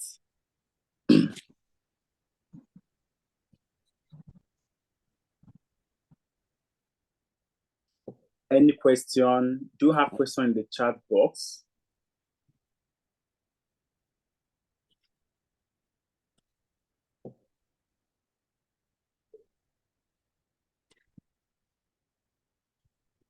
For Scrum Master, how many months is it? Scrum Master is 2 months, 1 month intensive learning, and 1 month internship. If you have any question, please feel free to raise your hand so that we can ask you to unmute.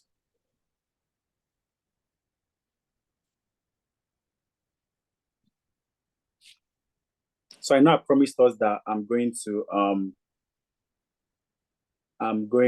play one testimonial video for us. So which one do we want to hear?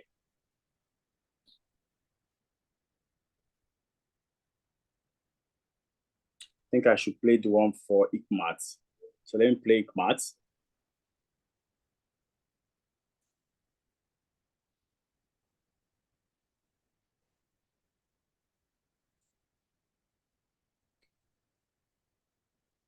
Please, can you hear it? Oh no.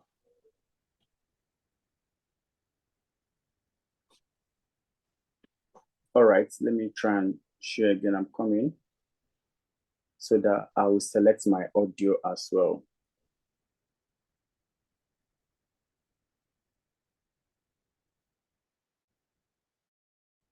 Of full housewife. All right. Because I had to stay back home. Can we hear the my video child. now? I was with the March cohort in 10Alytics, and joining 10Alytics has been the best decision so far. You know, for me, someone coming from a background of full housewife, because I had to stay back home to look after my child for 4 years, and then wanting to break into something new, wanting to go back into the workforce, you know, wanting to place myself in the society for better job opportunities. So it was a lot. And then I'm glad that 10Alytics came along, and then they presented me with so many opportunities right in front of me, better opportunities. And then I'm glad I took it. And then also the advice of do not sell yourself short, that Ife is always saying, it is very, very valid, because place yourself right, you know, don't sell yourself short. It's a very, very, very valid advice. You know, in 10Alytics, they will hold your hands like a child, you know, through the modules. You have the opportunity to go back and study. You have the opportunity to go back and practice. You have the opportunity to ask questions. You know, we have people you can always go back to, even outside of class hours. It's the most amazing experience so far, really. And then another thing is the interview prep, guys. That is another very important thing. I did my interview prep with Mr. Mohammed, and it is the best decision ever, because it was like he saw into the future. He knew what was going to be asked, and I'm glad that I wrote down all the things he mentioned. I went back to practice, and then when it was time for the interview, it was like everything he was mentioning, everything he mentioned, it was just they kept on. And then when I was answering those questions, I was so confident, because I already practiced. I did an Excel test, I did a maths test, and then they were really impressed. And another thing is, guys, it may not come as fast as you expect. Definitely you are going to get some no's, and then you may begin to think you're not good enough. You are good enough, yes. The no's will come, but always take it as a basis for learning and development, because after every interview where I got a no, I always make sure I get a personal feedback. So I work on those feedbacks for my next interviews. And yes, it worked. It really worked for me, because I got my first job 3 months into the program, my first job. But I couldn't take up the job because I was a student and I was only eligible to work 20 hours. So I couldn't take up the job. 3 months later, I got 2 jobs with full visa sponsorship. And guys, all the other no's before the 2 jobs prepared me for the yeses I got. So yes, the no's will come, but do not give up, because you always have 10Alytics to go back to. They are the best and the best thing that's ever happened to me. And then yes, and they are the most affordable. The most affordable one I've come across so far. And that's a very good advantage. So yes, 10Alytics for the win. Yeah, thank you so much, guys. I don't know whether we heard that. Now, Ikmat's transitioned from being a full housewife, like you said, into the tech ecosystem. And she was able to achieve this 2 months after joining the program. Now, that why I always like to play Ikmat videos, because people always say, "Oh, I do not have time for it. How will I cope?" Right? But if Ikmat can do it with her family transitioning into a new environment, and then still a full housewife, she was able to do it. You also can. And this she was able to achieve within 2 months of joining the program. I don't know, Yunade, I don't know whether you are ready to speak now. Hi, Yunade. Your hand was raised initially.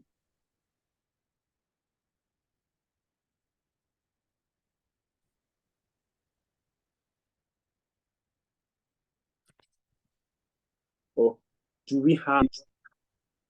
Hello? Who is speaking, please? Oh, I thought you called me now. Sorry. Your hand is raised. I raised my hand before now. Yeah, I can hear you now. Please go ahead. Oh, okay. Hello, everyone. My question.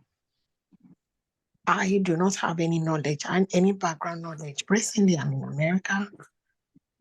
And I want to know, because you were saying when you were doing your lecture, you were saying something like, even before the... Okay, sorry.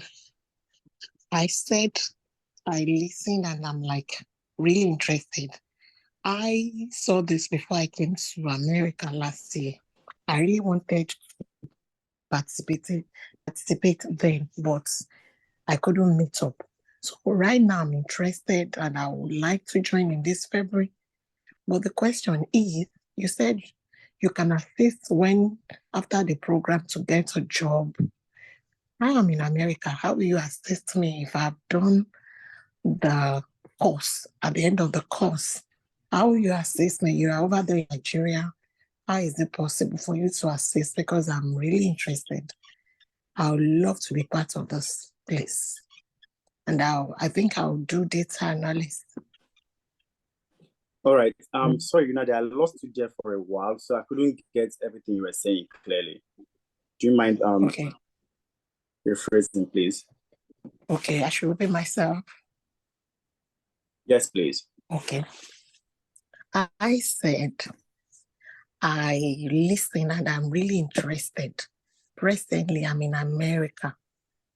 And I saw this before I came last year.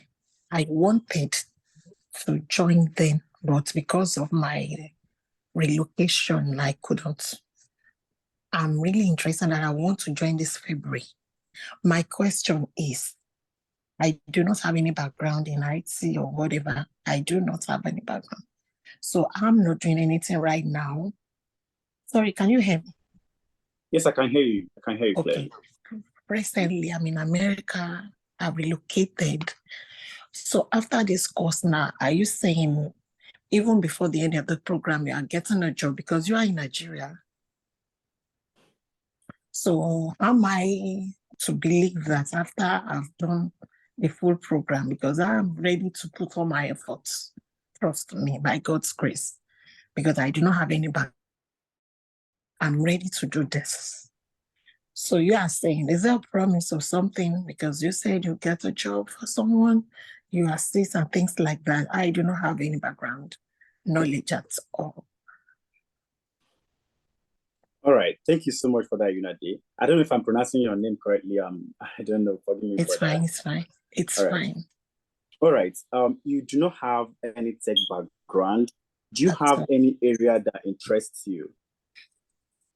I think data analysis. I think. It's just let me say, it's not a coincidence. I've already spoke with the guy here in America that is going to take me, and he told me that it's going to start in February, first week in February. I've been calling him. He came to Nigeria for holidays. And so I was really waiting for him. Something you said I should just log on to this 10Alytics because I've been watching since last year before I left Nigeria. So I don't know. I almost paid the money for the guy right now. So when I saw this, I'm like, oh, this is wide, It's not a one-man show. You have a lot of people that will take the courses. And, after the course, you can still go back and watch the video. You have a lot of people to talk to when you do not understand the topic and things like that. Because I do not have any background, so I would love to really be comfortable asking questions, after the lecture and then things like that. All right, fantastic one, Unade. I'm going to be very, very honest with you. I don't know whether you joined the program at the beginning to hear when I were speaking. Did you join us at then? That's what motivated me now, because I took my time.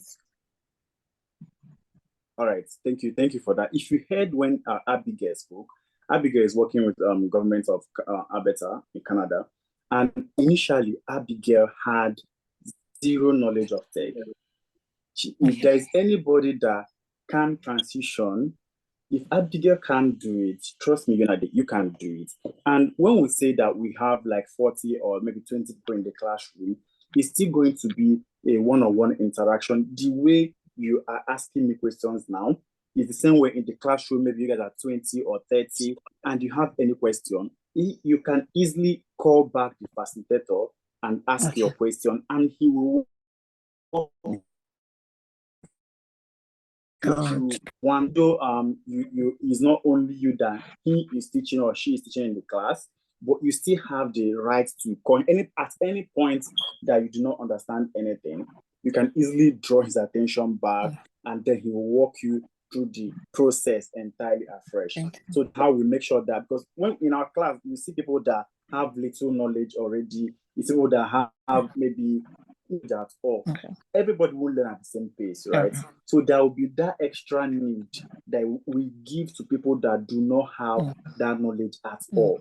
So this is what we do to make sure that, okay, if you are freshly into the tech ecosystem, you have zero knowledge of what's going on, we can easily carry you along. And another thing we also do is that we create a WhatsApp group where everyone is added. That at any point, maybe you're even going through the recordings and you experience a challenge, you can easily drop your question on the chat again, and somebody will pick it up and reach out to you. So at any instance that you have a challenge, we always have people on ground to make sure that your challenge is solved. So that's how we make sure to carry everybody from point A to the ending point of the program. Thank you. I like that. All right. What about the securing a job? About securing a job, that's why I'm showing this. I don't know if I can see my screen. This Abdrashid. Abdrashid is still in Nigeria, but he works for Child 420 in US. And all this is from because what we offer you is not just the skill. We also have the mentorship program, the CV optimization program, the LinkedIn optimization program, where we help you to optimize your CV, your LinkedIn, to make sure that recruiters will be able to call you when you do this, when you apply. And what we also do is that we have a job tracking format that each week we expect all our students to at least apply to jobs. It's from that application you are making that will now see, okay, Unade applied for 5 jobs this week and she did not receive a call back. That means we need to look at her CV. That you have a job tracking portal. So if you apply for 5 jobs last week and at the end of 2 weeks or 3 weeks they didn't call you back, that's a call for us to now look into your CV, right? I don't know whether you get that. So it always tells us, okay, this person has been applying, but he's not getting any call back, which means we need to look into the person's case and see what is going on. But if at the point that you made all those applications, but you did not fill our job tracking system, we may not be able to help you. So, all these things are about you also putting in the effort, and we're putting our own effort to make sure that we secure you that interview after our program. And it's a certainty because it's something that we see every day from all our participants. All right, thank you. I'm good. All right, thank you. So which you said you are going to take the data analysis program? Maybe data analysis or business analysis. Either of those. Okay. Have you made payments already? No, I'm just asking. I just saw it now. I'm going to do that. I'm going to do that this weekend.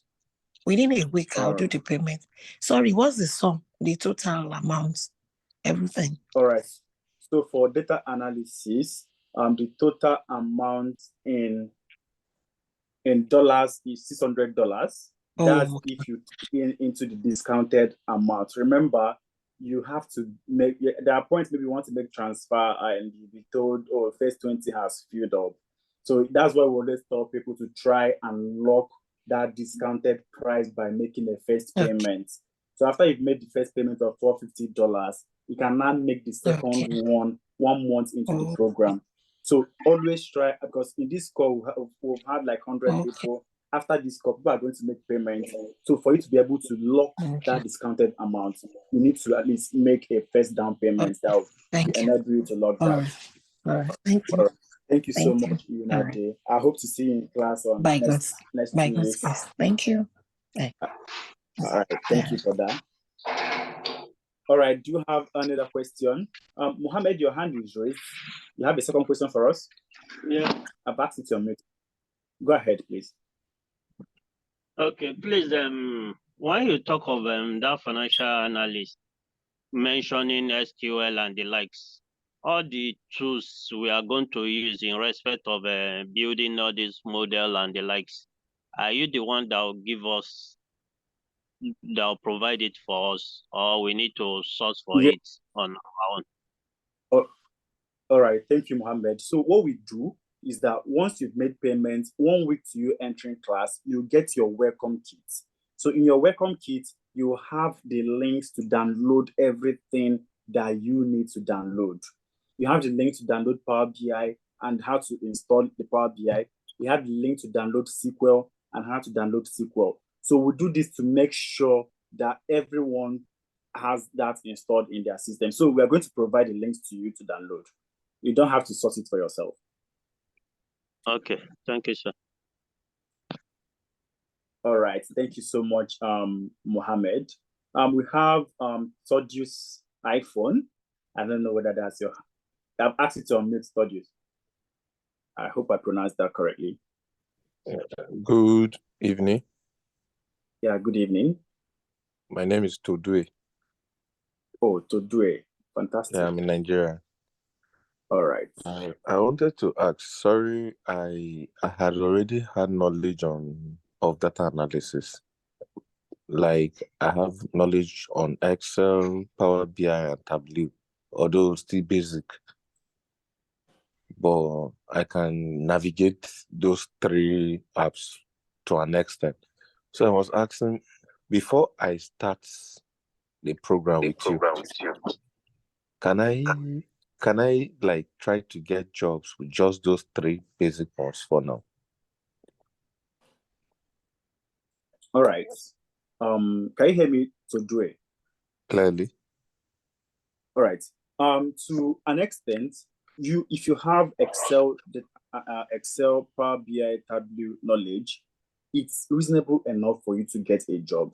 But we can't really say for certain how your the extent of your knowledge, because it didn't pass through our own side of the program, right? So we don't really know how well you already cooked in the other programs you attended. But for our own, if you pass through, once you're learning Excel, for Abisola that mentioned, Abisola, November course should just be in Power BI, maybe early SQL. So she learns Excel, Power Sorry? BI, and then, can you hear me?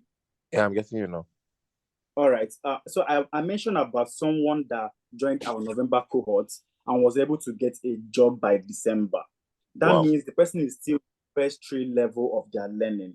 So we can only say that if you are in our own program, by virtue of how we've customized our problem-solving skills, learning, our Excel, SQL, and Power BI, if you learn these three tools cleanly, you should be able to start applying for jobs instantly. So if you pass through these exact stages with us, we can assure you that you can start applying for jobs and you get callbacks so far as you learned what you are supposed to learn. But if it's from what you've learned outside, we can't really vouch the extent of the teaching that you got outside. We can only vouch what we are giving to our own students. So I don't know that. Excuse me, please. Okay, but is there a way you can you test to see if I actually want to work with you, but for now, can you test me to see if I'm good enough for recommendations? Is it outside our program? I'm already part of your program. See me on your platform now. Okay, have you joined any of our platforms? Because the way we structure our classes today is that once people make payments, we move them to Google Classroom. From Google Classroom, we offer our teachings, everything to them, right? So from there, we offer these to our students, right?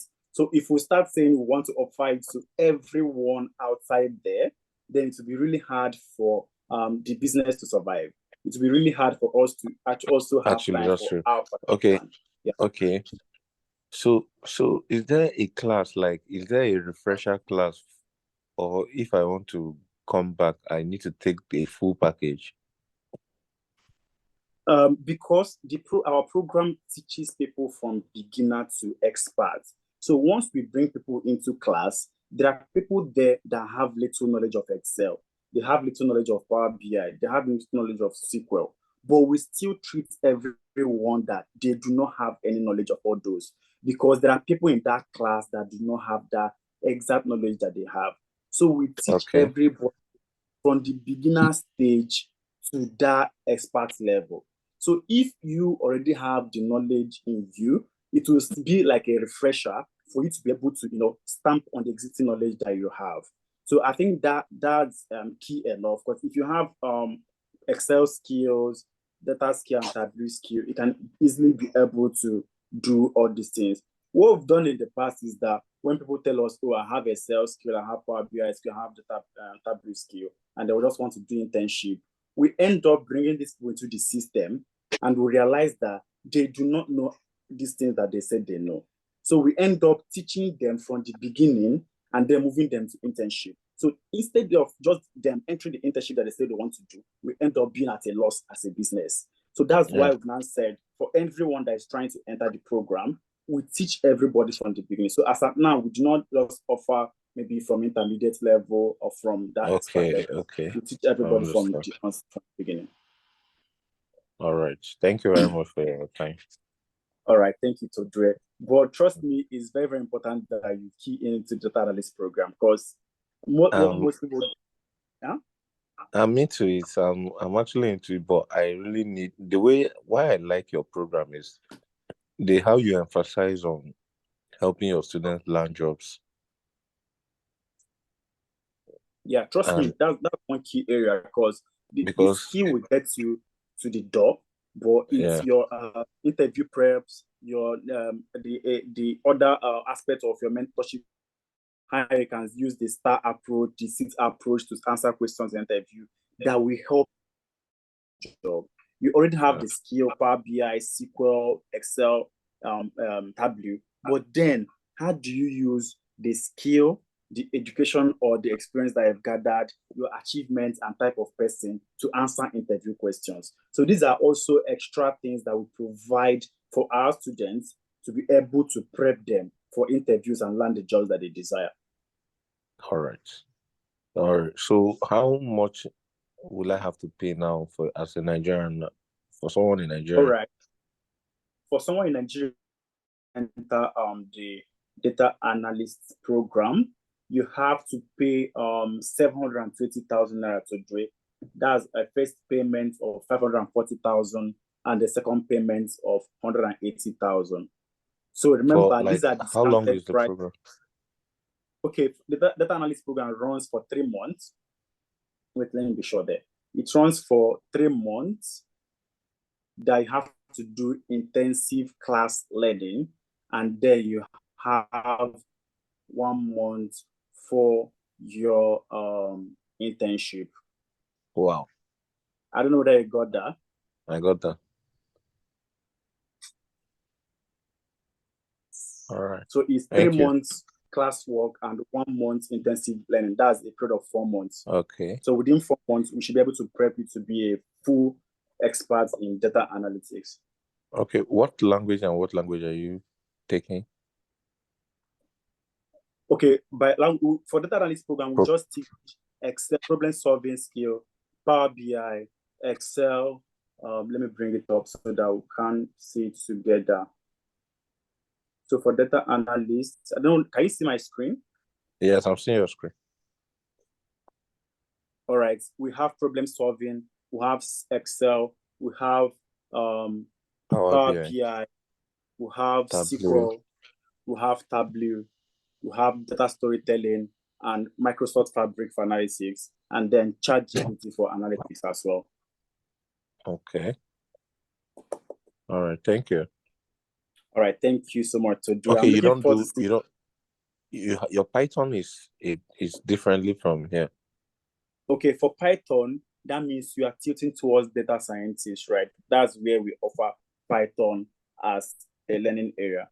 So for data scientists, they learn Python, they learn machine learning, they learn Excel, they learn computer vision, and they learn Tableau, of course, and statistics. GitHub. So we've already, and GitHub as well, we've already sectionized each program to have the exact skill that you need to perform in that exact area. As a data scientist, as a data analyst with Excel, Power BI, SQL, and Tableau, you should comfortably function as a data analyst. If in some areas, courses, some recruiters want to merge everything. They'll tell you, okay, I want Python, I want AWS, I want Azure. That's simply bringing in data analysts, bringing data scientists, and bringing in data engineer as a one person. So they want all those key areas inside one person. So that's them bringing several arms of data into one person. So that's different. But for a key data scientist, these are the areas that you need to learn and perfect very well, and you can function perfectly. Okay. All right. So there are 2 different courses entirely. Like if you are going in for analysis, you do just analysis and not part of data science. Remember, for data science now, you still learn Tableau, which you can still use for data analytics and visualization, right? And you still learn Excel, but in this type of Excel, you're now learning forecasting and predictive analytics. And now learning for statistics. And also you now learn Python and then machine learning and computer vision, GitHub and Fabrics. But in data analytics, you are keenly learning Excel, Power BI, that's SQL, analysis and visualization strictly. Exactly. Because I tried to answer 2 questions: what happened and why did it happen? And that's what descriptive analytics and diagnostic analytics is going to tell you. All right, thank you very much. So I'm looking forward to seeing you in the classes. So you are joining the next cohorts, right? February 3rd? I would look into that seriously.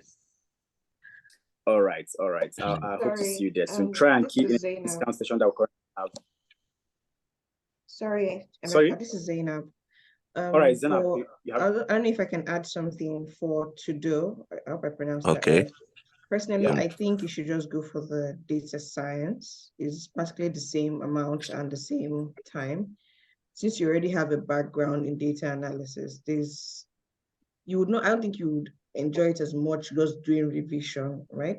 So I think at this point you have a background, so it's good for you to build on it so you can get value from the entire program. Plus, when you are done with the program, you can still decide to apply for data analysis and data science roles. So that also expands the bracket of jobs you can apply for. But besides what they teach in 10Alytics classes, 10Alytics also adds value in all those interview preps. I think that's actually the main thing. You can learn most of these skills in other boot camps, but very few boot camps will give you interview prep, LinkedIn, CV revamp, everything, preparing you for the job that you're trying to get. That's exactly so why that's actually a huge plus. Do you get? Yeah. So if you can, just go for data science once and for all, because a lot of data analysts, what they do is when they finish the program, after a while, they say, okay, I want to go and actually learn data science to also improve. And it's kind of like a career path, if you want to look at it like that. Yeah. You have done a bit of the data analysis side. It's time for you to grow. So I don't think you should try to do data analysis. Just do the data science. And if there are things that you need to brush up on, you can always go back to things you've learned before. You can go to YouTube, ChatGPT, to now refresh your brain on things that you've learned before while you're also improving on yourself. All right. Thank you very much, Zainab. You're welcome. Sorry, Emeka, please go ahead. All right. Thank you so much, Zainab, for that. I really appreciate it. I don't know whether there's any other question. There's one more hand raised. Okay, that's to do. All right, to do. Another question from anyone? Please remember, it's very, very important for you to key in into the discounts that's currently running, because before you know it, things might change again because of the economy of the entire world. So please try and key in. Another question in the chat box. If you have any question, please raise your hand. And also, if your intention is to start the course in March, you can still make payments now to lock in discounts, and you have opportunity to defer for 1 month, and then you can now start your program in March. So you can make your first payment now and defer for your classes to start in March. Possibly you have things to do this February and you can't start, so you can make payments and defer it till March.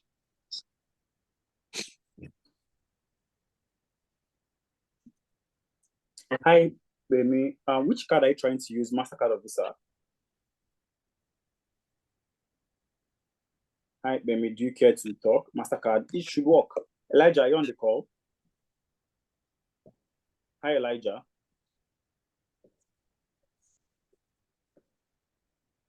All right. So we'll drop an email for you to reach out to Bemi so that this can easily be resolved. Lydia, please, can you drop Elijah's email on the chat box?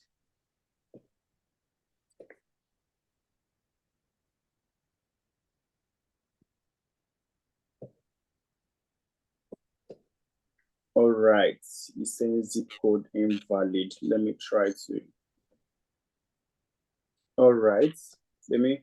We'll drop an email for you to message immediately after this call so that we can assist you with the payment. Is another person experiencing challenge making payments?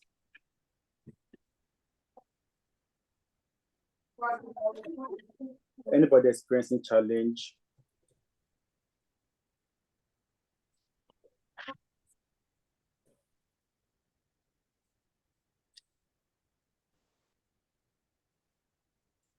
So maybe I dropped an email for you to just message right now so that we can put you through on that immediately.